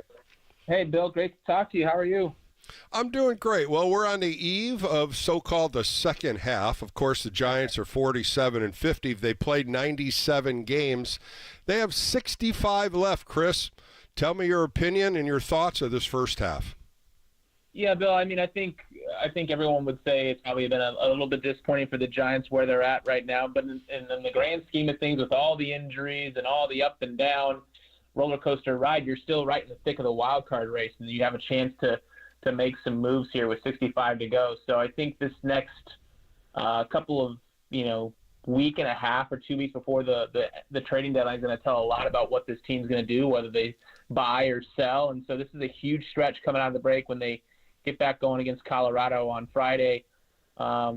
It hasn't been what Giants fans expected, or I think the team obviously expected. You see some of the comments out of Farhan and Logan. It's been disappointing to start, but again, on the bright side of things, you're right there in the thick, and all you want really is a chance. And if you can get the dance to be seen with the Giants over the last the championship runs they had, just get in the mix and see what happens. So I think they're in a spot where they have a chance, and I do think these two to 2.5 weeks are crucial before they have to make decisions as far as whether they want to be buyers or sellers.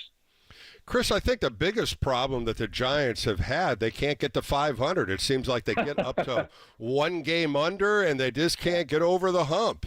Inconsistencies, from defense, lack of hitting, and, of course, starting pitching has really taken effect with the injuries, and they had to use the openers. What do you think one of the parts of the game where they really need to work on and get it going? I think it's just that. It's can they get on a run, because it has been frustrating from – it just seems that 500 mark is the mountain they can't climb. And obviously if you want to be a team that makes it into the playoffs or have any sort of championship aspirations, you have to be better than that. You have to get on a consistent roll. And so, look, hitting has been an issue at times. I mean, Logan Webb, to me, I've compared him to Matt Cain back in his earlier days. Just can't get the run support when he's on the mound, and he's obviously your ace. You've had, as you mentioned, some of the injury issues in the starting rotation. Blake Snell's finally, last couple of starts are very encouraging for him, but he's been on the shelf a good amount of time. And so I think they picked it up of late, but they just, again, the consistency hasn't been there. And now an interesting thing to me is what they did, especially during the beginning of the homestand right before the break, was that they got rid of some guys as far as the older guard. Slater's gone. They DFA Ahmed. You give a longer runway to the young guys, Ramos, Fitzgerald. And so actually asked Farhan when he held court with the media that week, is this kind of a way to, not as far as not making a trade, but is it kind of a way to re-energize the clubhouse and give these guys some confidence? And he basically said yes, but at the same time, you are going to have to kind of see how these guys, everything plays out in the next couple of weeks. Because as I mentioned to the first question, this is a huge stretch for them, but there's just been a lot of disappointment where things have gone with the inconsistency and just not being able to get to 500 and get over and just kind of get over that hump and get to where you need to be with consistent winning baseball. Chris Alvarez joined me on Sports Phone KNBR. You can follow him on X at CAlvarezABC7. Let's talk a little bit about Elliot Ramos. Really shined here since May 8th, makes the All-Star team. And you look at his numbers, 298. He was hitting over 300 till the last game. 14 home runs, 46 RBIs. I really think that tells you a little bit about what he's done on the hitting side. But going on the defensive side, from moving as a corner outfielder to playing center field, I thought that was a huge adjustment for him. How about you?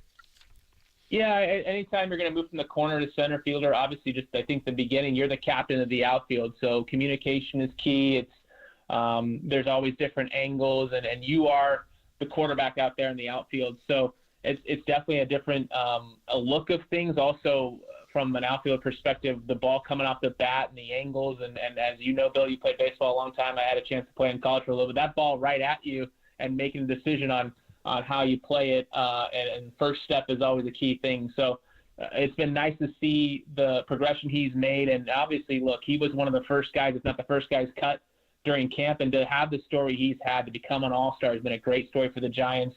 What is he, the first outfielder, homegrown outfielder in like 40 years since Chili Davis to make the all-star game? That's a crazy stat on the Giants side. That's just wild to me.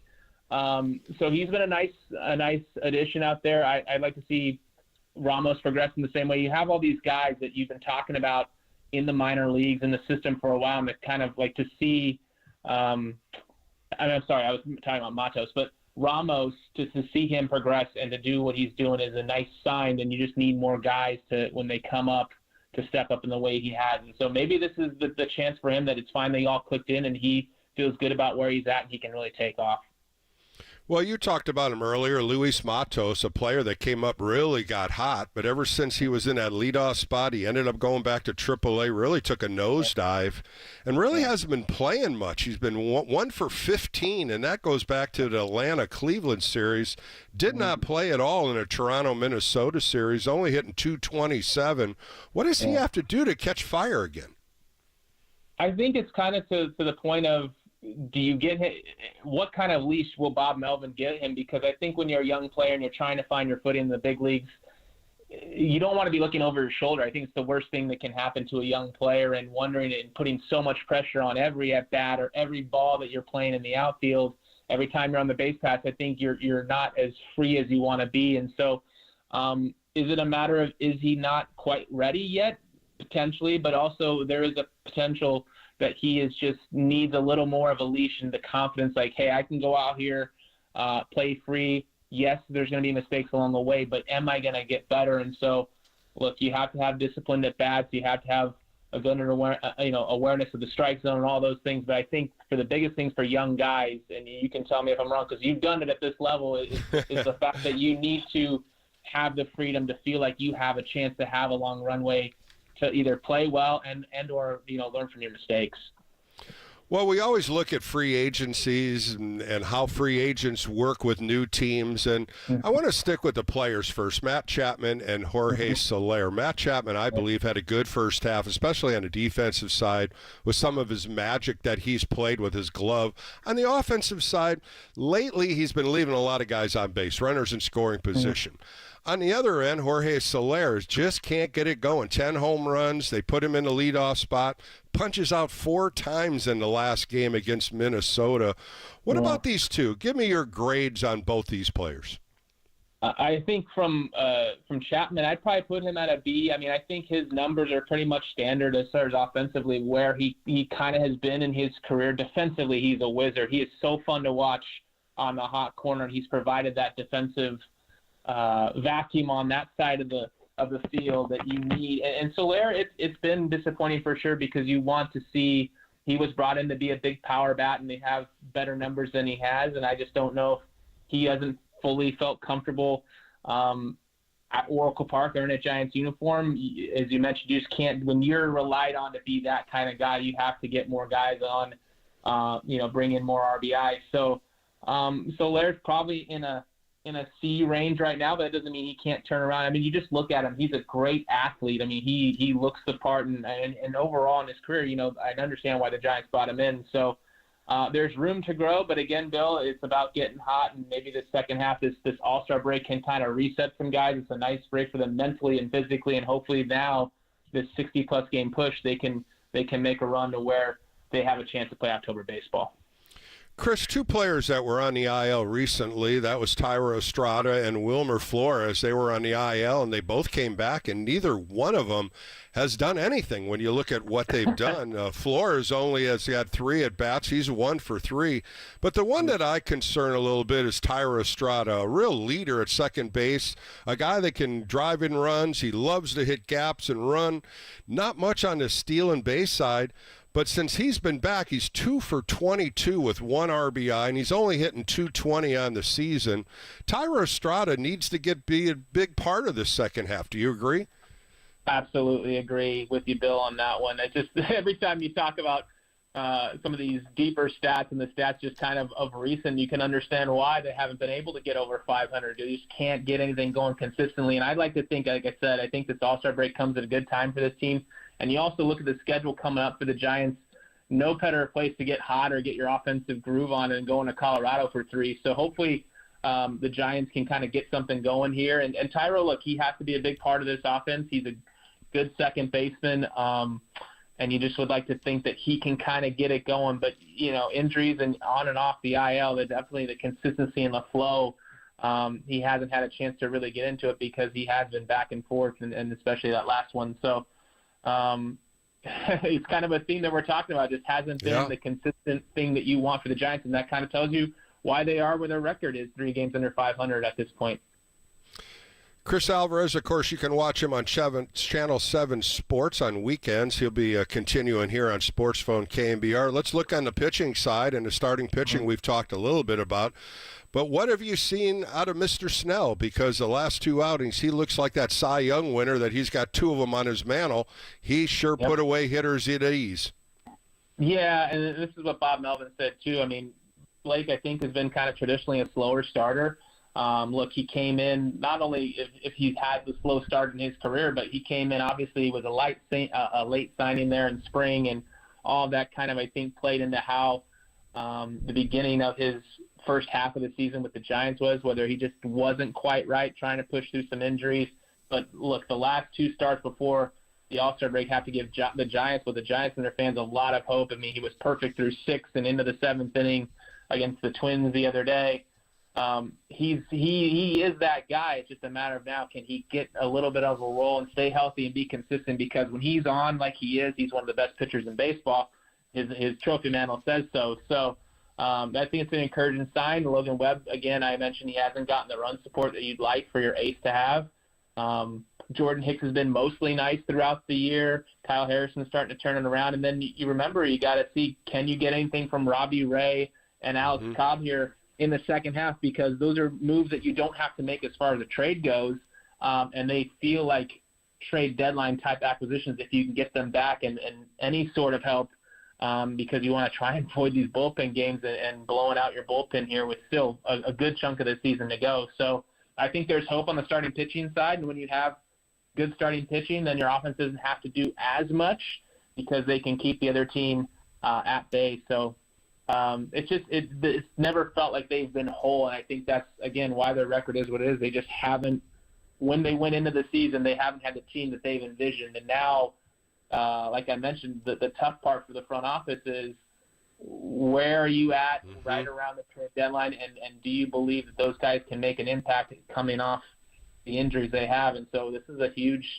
stretch here. But the Giants, you got to make it back into the playoffs, because it's just, I know it's been a couple of seasons, but it just feels like with what they've done in the off season and spring training, the expectations, this team has to at least get to October. Chris, if you're the GM and you're looking at the starting rotation and you're talking about Ray and Cobb coming back, now you have Kyle Harrison at 22 years old and Hayden Birdsong, who's come out pretty late here at 22 years old. Do you keep both of those 22-year-olds in your rotation? I'd like to think so. I like to think you'd keep those guys. Again, you got to see what the value is and what you're getting back. But I think the fear is I would like to keep those guys because I think those are nice pieces to have. And you look at what those Giants teams were, again, back in the championship era, a lot of those guys were homegrown guys or young guys that you could build around and have for a long stretch of time. Hayden Birdsong, I'm glad you mentioned him. He's been a real nice piece here, and he's pitched real well and been impressive.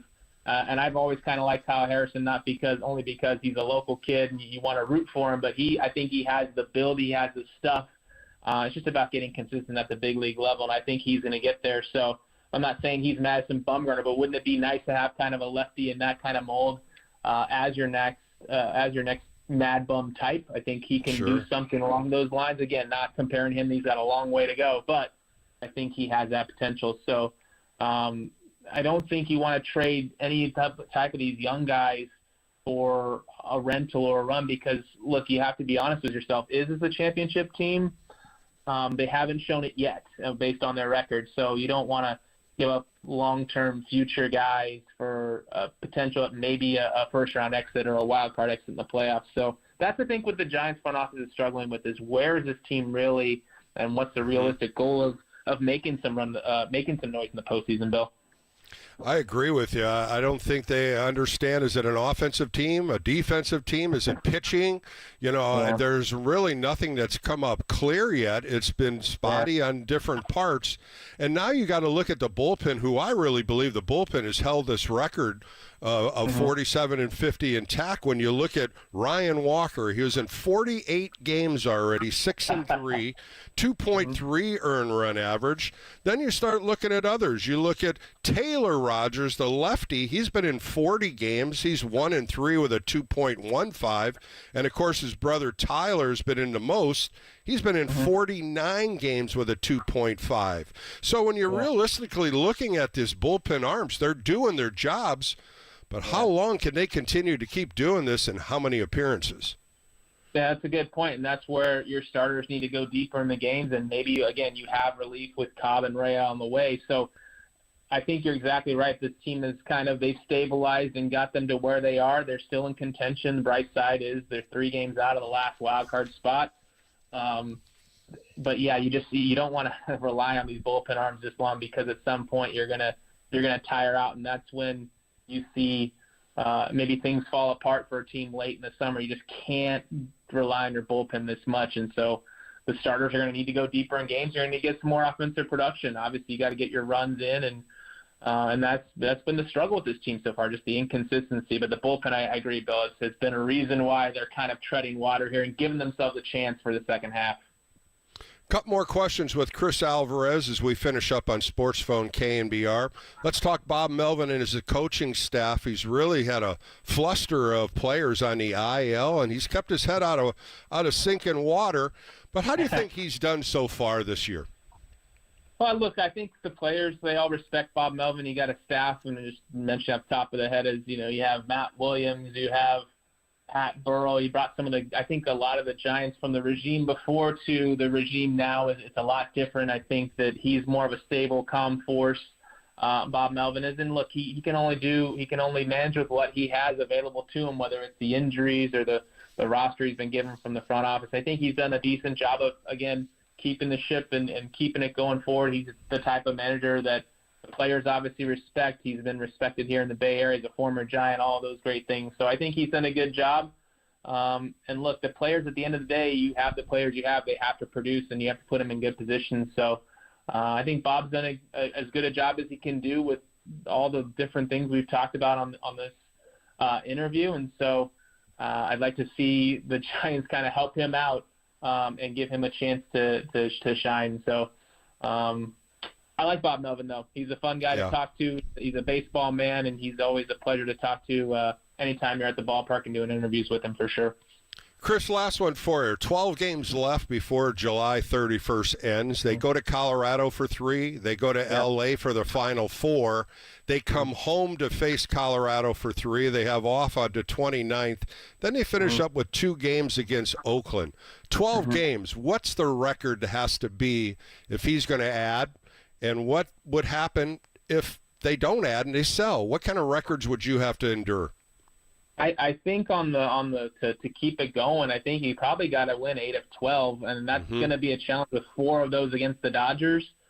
And look, the A's aren't a cakewalk either. I mean, we get to watch the A's every day in our sports department, pay attention to what they're doing. That team can put up some runs. I think, they've had 20, 19, 18 that they can hit, and so they're a dangerous team in that little 2-game stretch there at Oracle Park. But you got to make headway against the teams that are playing under 500 baseball, which you have Colorado twice and you have Oakland in there. The Dodgers series obviously is going to be tough. That 8-4 a tough ask, yeah, but if you want to be a good team, I think that's where you kind of need to be playing that type of ball. And look, if you can split with the Dodgers in that series in LA, I think that's probably a win because look how good the Dodgers are and all the things that they potentially could do. So let's see if they can make that little run here before the break. But Colorado's always a tough place to play. The 3 in Colorado, we know how those games go. Gosh, it's always a a slugfest, and your bullpen and your everything's tested there. No lead is safe in Colorado. That's concerning right out of the break for sure. Well, Chris, thank you for your time. Great insight as always, and you can watch Chris, of course, on Channel 7, a great sports anchor. But once again, have a great day, Chris. Thanks, Bill. Can't wait to get this unofficial second half going. I appreciate your time once again. That was Chris Alvarez on Sports Phone KNBR. More coming up right here on KNBR, the sports leader.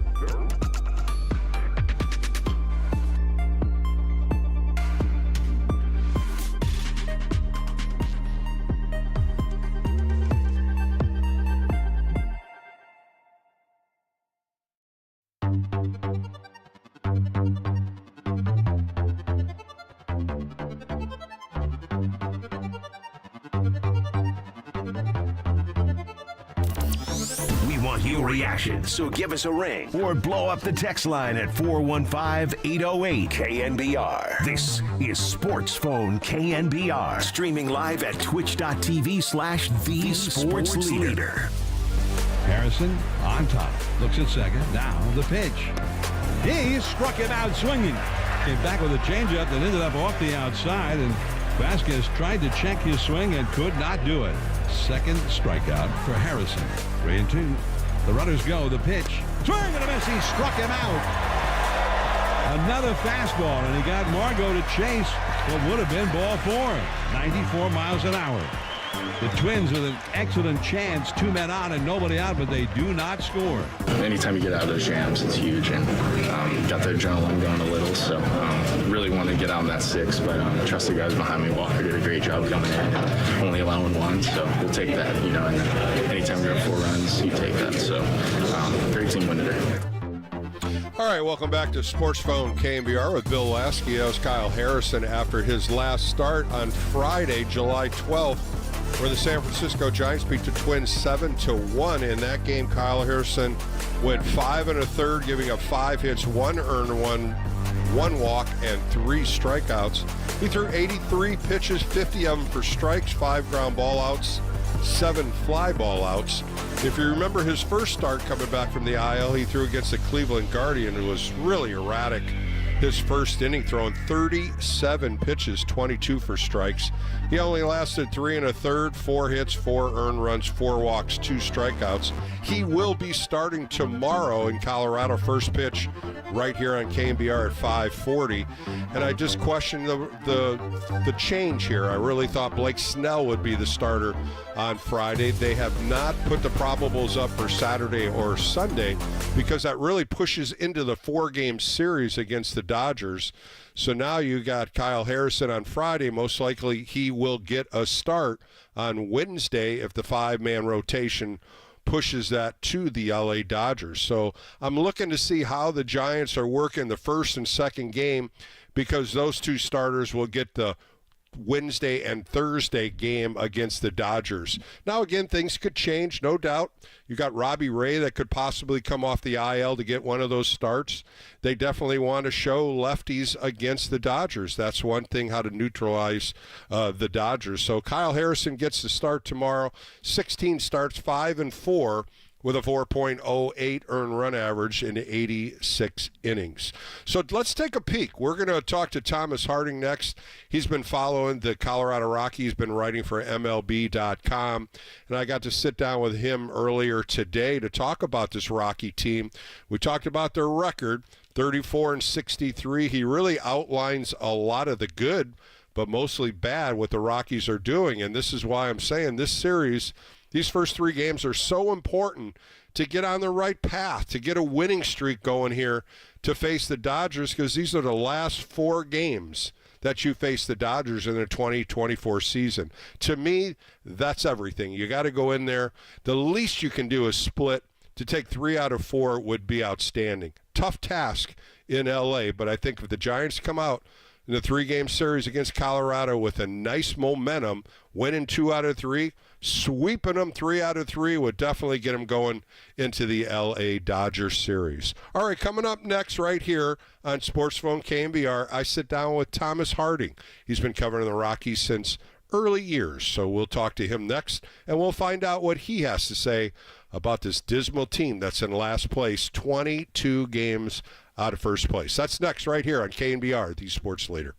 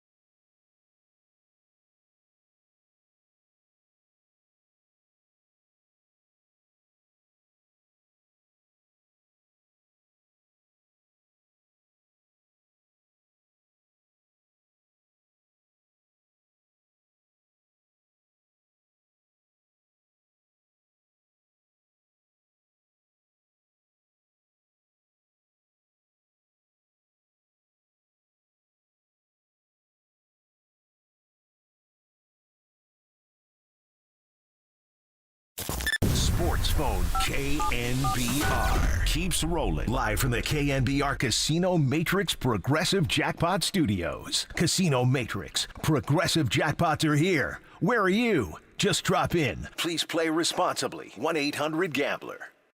Welcome back to the Sports Phone KNBR show with Bill Lasky. Well, the Giants start in Colorado tomorrow. They play a 3-game series, the 19th, 20th, and 21st of July.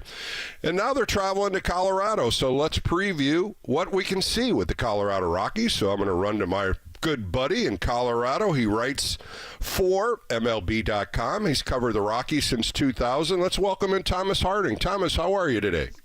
Feel good, feel clean. How are you doing today, Bill? I'm doing good, buddy. Hey, Willie Mays passed away in the latter part of June. I've been asking a lot of people across the United States their thoughts about Willie Mays, and I would love to hear from you on what you thought of Willie Mays as a player, a Hall of Famer, and as a person. Well, I was thinking about this the other day, that when Willie Mays passed, it was one of those things where it was close to how people felt when Muhammad Ali passed, because if you look at it, the place that baseball held in our society when he was doing his thing for so many years, it was at that level where he was one of the most famous guys in America and also just simply the best at it. One of the things I like to do is look at the players and try to imagine being there and seeing them as they played. There is a black and white picture of Willie holding a baseball bat. He has no shirt on. He is chiseled like the great athletes because, a lot of times people will say, oh, those guys weren't as strong, weren't as fast, but whatever. Mm-hmm. It's like, if you put yourself in that situation, especially at a time when people didn't lift weights like they were crazy, Willie Mays, he was well put together. He was one of the fastest people on this earth. And also, there's just one of the most skilled power, speed. He had everything. I was a little young for him, but toward the end of his career where he was getting the 600 home runs and kept going on, he was still one of the greatest players that I've ever seen in my life. Thomas, his kindness off the field, doing different things for kids and different things for people to help him. He never wanted anybody to realize, hey, this is Willie Mays. He wanted to do it in a very private manner. Talk a little bit about that if you could. Yeah, and to be honest, I never really had much of a conversation or really met him because obviously, I came along a lot later. And that was kind of the case with Willie, is that he wasn't putting himself out there. Now, early in my, writing career, I remember hearing some reporters, they weren't all that fond of him because he didn't do a whole lot of interviews. But that whole time he was doing charitable stuff in San Francisco. He was doing actually stuff in New York, too. And you go back and you look, it's like, wow, this guy, he wanted to put the Willie Mays persona aside and help people. Well, Thomas, tomorrow on Friday, the second half, so-called the second half starts. The Colorado Rockies, very disappointing first half as they finished 34-63. A lot of changes, a lot of shakeups. Do you see anything going on as we start the second half with the Colorado Rockies? Well, there are two things that you will see from this Rockies team. Kyle Freeland had a terrible start to the season, and he got hurt. He came back, and the last 5 starts have been outstanding. Germán Marquez just came off the IL, and he ended up earning the Rockies' all-time strikeout record. He's back in the rotation. Cal Quantrill has pitched well. It's looking like a major league rotation, and when those guys pitch, it's a major league product. Austin Gomber also has done pretty well. So you've got that happening. You also have a whole lot of younger guys working into the lineup. Michael Toglia hit 3 home runs in the last game before the break. And some of the young guys are really taking off, like Ezekiel Tovar at shortstop, and also Brenton Doyle in center field. Others are having those early career, ups and downs. Nolan Jones is hurt second time on the IL with a back injury. He hasn't performed to the standards of last season. Toglia, he's got more home runs than singles right now. So you see a lot of early career guys. So you see the starting pitching starting to come together, and the lineup, you're seeing low service time guys that are kind of getting their feet wet and a few young guys that have taken off. So those are the good things. The bad thing, and the reason why the record is so bad, is there is no closer. Mm-hmm. Daniel Bard was hurt during spring training, and they tried Justin Lawrence, they tried Tyler Kinley. Both of those guys have had good runs, but not as a closer. Jalen Beeks is closing. He's a bit miscast. I mean, he's holding left-handed hitters to under 120 batting average. But in the ninth inning, you have to face everybody, and sometimes those innings get long and they get out of hand. And he's doing his best in there, but I think actually his value will be at the trade deadline. But that's what's going on. They cannot finish a game. It's like for the first 6 innings, it's a very competitive baseball team. But then offensive inconsistency, which is a mark of the Rockies because of home and road, and the lack of a bullpen just kills them in the latter innings. That voice you hear on Sports Phone KNBR is Thomas Harding. You can follow him on X at Harding_@_MLB. The lone all-star the Rockies had was Ryan McMahon. Really had a pretty good, solid first half. And reports are coming out of Colorado where he is not going to be on the trading block. Said that he's the center stone, somebody that they can build around. Tell me a little bit about Ryan McMahon. Well, first of all, Ryan McMahon has kind of embraced this. I mean, he came up at a time when they had Charlie Blackmon, who's still there, but Nolan Arenado, DJ LeMahieu, Ian Desmond, a lot of leader-type guys that not only knew what they were doing on the field, but also knew how to be a professional.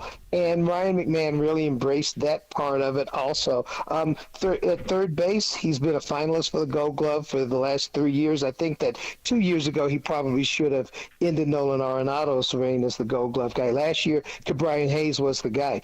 Ryan McMahon may be the Gold Glove guy this year. If you look at these teams, a lot of teams that build, they end up choosing a couple of guys that maybe, they could get you a lot at the trade deadline. But do you set yourself back in a lot of other areas when you trade them? They've identified Ryan McMahon just the way that, say, Arizona. They could have traded Ketel Marte at some point. But look what he did for them down the stretch last year. And still a good player, but also he makes a difference in that clubhouse. You see the Baltimore Orioles, they figured out who not to jettison. And I think that's what the Rockies are doing with Ryan McMahon. One of the players you talked about was Brenton Doyle. At one time in an 8-game span, 15 hits, 11 extra base hits, 6 home runs. What has he done to get so hot? And is he a mainstay in this lineup every day? I'll tell you what, he looks like it. In fact, last year, he played most of the season. It was his first time being called up. He had a brief time in AAA. He hit 203. But there were things that the Rockies saw, and I began to see toward the end of the season, is there's a coachability factor with him that has made all the difference this year. He hit a lot of home runs, did well in the minor leagues. He got to the major leagues and saw that some of his flaws were dragging down his batting average and his production. But instead of just deciding this is who I am and I'll figure this out, he listened to very good instruction. Hensley Mullins, you know him from San Francisco. Sure I do.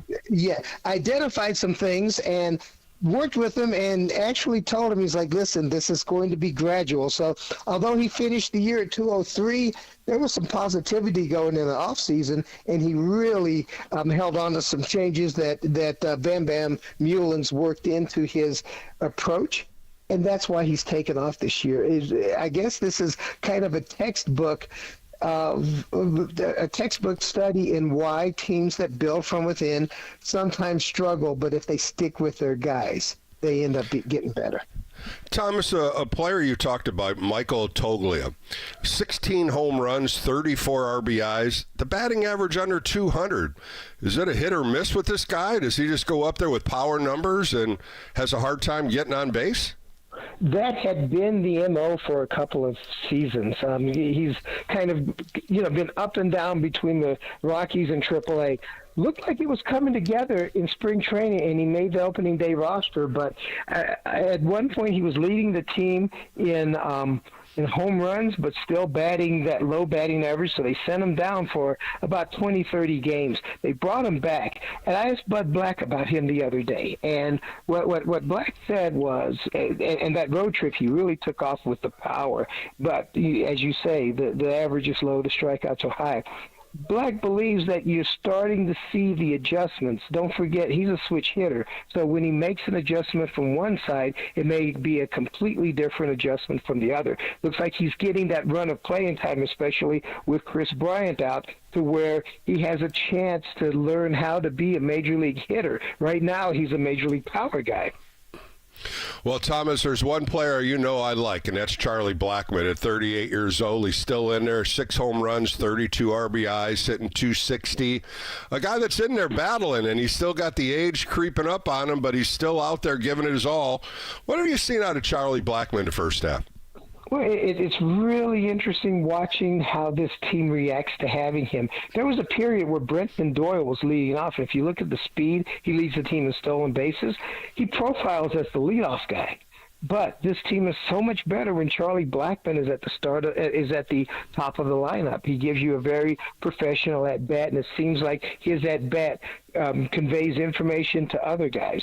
He's a quiet fellow, doesn't speak a lot, but he's spoken more in that clubhouse because the team is just so young. And part of what he's trying to show them is you can go through a bad stretch, and definitely the Rockies have gone through several bad stretches. But if you stay with it, if you get the right information out of it, you'll improve as a player. I mean, this team, if this group gets good and the Rockies fully believe that there's going to be playoffs in the future, Charlie Blackmon won't be around for it, but his influence has made a difference to these guys coming in now. Thomas Harding joined me on Sports Phone KNBR for a few more minutes. When you look at overall picture of the Colorado Rockies, a team batting average .244. They're 20-27 at home, 14-36 away. But I start looking at different numbers. 104 home runs, 385 RBIs, 53 stolen bases. It seems like the offense is getting numbers up there, but like you said, the pitching just can't put it up to stop it. Well, it's strange because if you look at it, the starting pitching, for the most part, especially with the guys that I've mentioned, has been very competitive. The bullpen has been, obviously the numbers are awful, and the performance and the ability to hold a lead is not there. Offensively, what you're seeing, and you'll always see this out of the Rockies to some degree, is wild inconsistency. There are games when they don't generate much offense at all, and the concerning thing is, or the concerning thing if you're looking at a traditional Rockies team, is those games are happening at home as well as on the road. But if you look at the lineup after McMahon and Blackmon and Brendan Rodgers, who, by the way, has really started hitting recently and probably will be a good trade guy, and also the catching with Jacob Stallings and Elias Diaz. After that, there are guys who really haven't been in the majors very long. I mean, Ezequiel Tovar is a team leader on this team, but he's only in his second year. And then parts of the lineup, you'll see the lower part of the lineup in a lot of games, especially with Chris Bryant out, is guys who maybe don't have a full year or maybe not a full major league season all put together, and that hurts because these guys, they're going to make mistakes, and when half your lineup is those guys, and they're not, the young superstar that comes in like a Tovar, then you're going to have this inconsistency. So what you're looking at is a team that you hope that some of the guys that are peaking in the majors now, and there are more prospects coming, you hope that they learn, and maybe they learn quickly, and maybe also the Rockies get somebody who can close out a game and settle that bullpen, and maybe this team turns around quickly like the Kansas City Royals.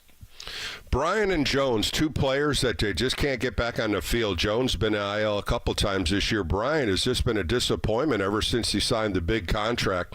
Two players that are going to come back this year, or do you think they're done for the final? They're going to come back this year, and they hope that Nolan Jones also finds his hitting stroke. Now, if you look at his rookie year last year, he went through some really dry spells, but then he was on fire at the end of the season. So his is an experience situation. Bryant is a health situation, and I have talked to him a number of times, and he's expressed some frustration. And here's the issue. Back, the discs in the back, things like that a guy who's been around a while maybe hit for some power and put some mileage on his body. You really hope that can correct itself, well, maybe without surgery, but it hasn't gone his way, and I know he's very frustrated about it. The Rockies would love to see him on the field more. I mean, Bud Black likes to say when he's in the lineup, he could be the best player, but we haven't seen that at all since he signed that contract, and he's in the third year of a 7-year contract. So right. That is a tough one for the Rockies. So what happens? Does he gain some health? I know he's starting a rehab assignment on Friday, I believe, in Albuquerque. Does he gain health and at least have part of this contract where he is the Chris Bryant the Rockies signed, or do the Rockies develop enough guys around him that play his positions to where maybe he takes a backseat role and he gets paid a lot of money for it? Hey, it's happened before. Look at the Orioles with Chris Davis. Mm-hmm. Look at, from a pitching standpoint, the Diamondbacks with Madison Bumgarner. They ended up actually releasing him and paying him off because they understood, hey, these young guys that are coming along, we'll take that hit in order to get these guys in there, and they went to the World Series last year. So I'm not, I'm not burying Chris Bryant at this point, but he does have to at some point get a run of health and really show why the Rockies paid him $182 million. Thomas, we always talk about Bud Black, good friend of mine, and holding on with the Rockies so far. Is his job in jeopardy? Do you think he'll get an extension? I mean, two different ways to think about this, but how is Bud Black doing? Well, Bud Black, every time I talk to him about it, he says that it's no big deal at this point. And here's what I've noticed is that when the Rockies went to the playoffs in 17 and 18, by the way, people forget that because it's been so rough since then. But the first 2 years under Bud Black, and it was 2017, 2018, a while ago, admittedly, but they got to the playoffs. And when they saw the Arenado trade and the pitching injuries and everything else happen, Bud Black made a decision that he wanted to be a part of the solution. So I think that's what's going on here. Now, how much longer does Bud Black manage? Does he, keep managing, or does he move to a front office position? I don't know. I mean, but I have a feeling that whether it's in the dugout or not, and there's no indication that he's not going to be in the dugout right now, Bud Black will be part of this group of Rockies that's moving in prospects and developing actually some pitching here that I think you'll start to see a little bit of this year and a lot more of next year. Thomas, the trade deadline about 2 weeks out. Anybody in Colorado do you think will be moved? Is there some movement on maybe some, projections of some players that could be traded? Well, to me, it seems like the top trade chip right now is Elias Diaz, the All-Star MVP last year. Probably was an All-Star candidate this year until he suffered a left calf injury before the break. But he is really stinging the ball. He's keeping his average around 300. He's one of the better guys at throwing people out. I can't imagine that he shouldn't be in a playoff race or a race for playoff spots this year. So he's at the top of that. I mentioned Jalen Beeks because people always want left-handers. He has pitched in big games for Tampa Bay. And Brendan Rodgers, he was injured at the start of the year, and you're thinking maybe the trade value isn't there. He's heading into his last year of arbitration, but for the last, I'd say 5-6 weeks, you've seen a guy that not only is hitting the singles and doubles, but he's popping the occasional home run. So they're at the top of the list. Where I have a question, and where the Rockies really have to answer this question is, you've got Cal Quantrill, who came over in a trade from the Guardians. He's pitched really well. Also, Austin Gomber, a lefty starter that other teams are interested in. Rockies need all the pitching they can get, but there is some coming from the minors. Do they use one of those two guys to maybe get somebody younger earlier on the scale, maybe major league ready or almost major league ready, and attack their pitching problem that way? If you trade enough guys and you get enough of those guys, maybe you hit on what the Rockies did several years ago when they traded Corey Dickerson to the Rays.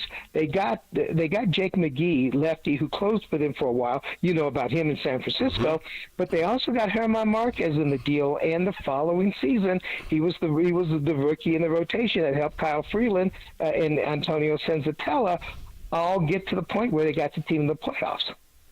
Thomas Harding, great stuff as always. We start the second half tomorrow, the 19th. It's a Friday. Hopefully you will be there, and hopefully this will be a good series. And again, thank you for your time, sir. Well, I will not be there because I'll be in Cooperstown, New York. Even better. Yeah, Todd Helton's induction into the Hall of Fame, which everybody's excited about here. But, yeah, it should be a good series. And obviously, the Giants, I know they had a lot of injuries in the first half.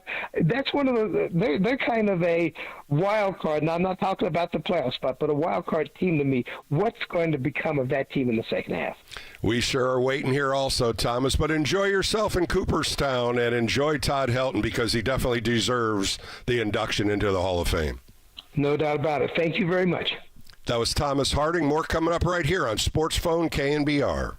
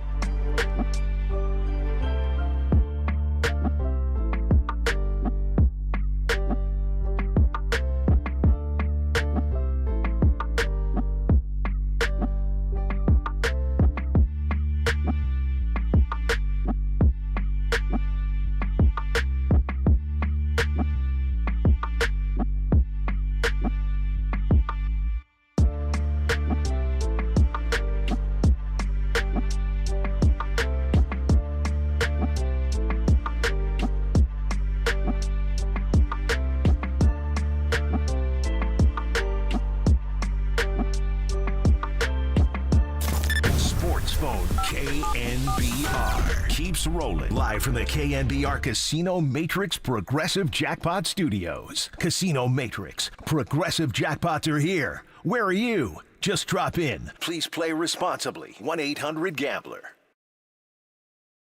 Welcome back to Sports Phone KNBR with Bill Lasky as we finish up a Thursday show. Great calls today. I just want to compliment all the Giants fans talking Giants baseball as we enter the second half tomorrow. July 19th, 5:40, first pitch. Kyle Harrison will be on the bump for the San Francisco Giants. Good show all around today. I want to thank my guest, Chris Alvarez from Channel 7, Thomas Harding, who works for MLB.com for the Colorado Rockies. And I want to thank the two gentlemen that ran the show. Jacob, of course, was the producer. Cole took all the calls, and I thank both of you for helping me. For Bill Lasky, I'll be on tomorrow for the post-game show on Sports Phone KNBR after the Rocky game, and, of course, extra innings this weekend on Saturday and Sunday. Be safe, be well. Bill Lasky out. More coming up on KNBR, the sports leader.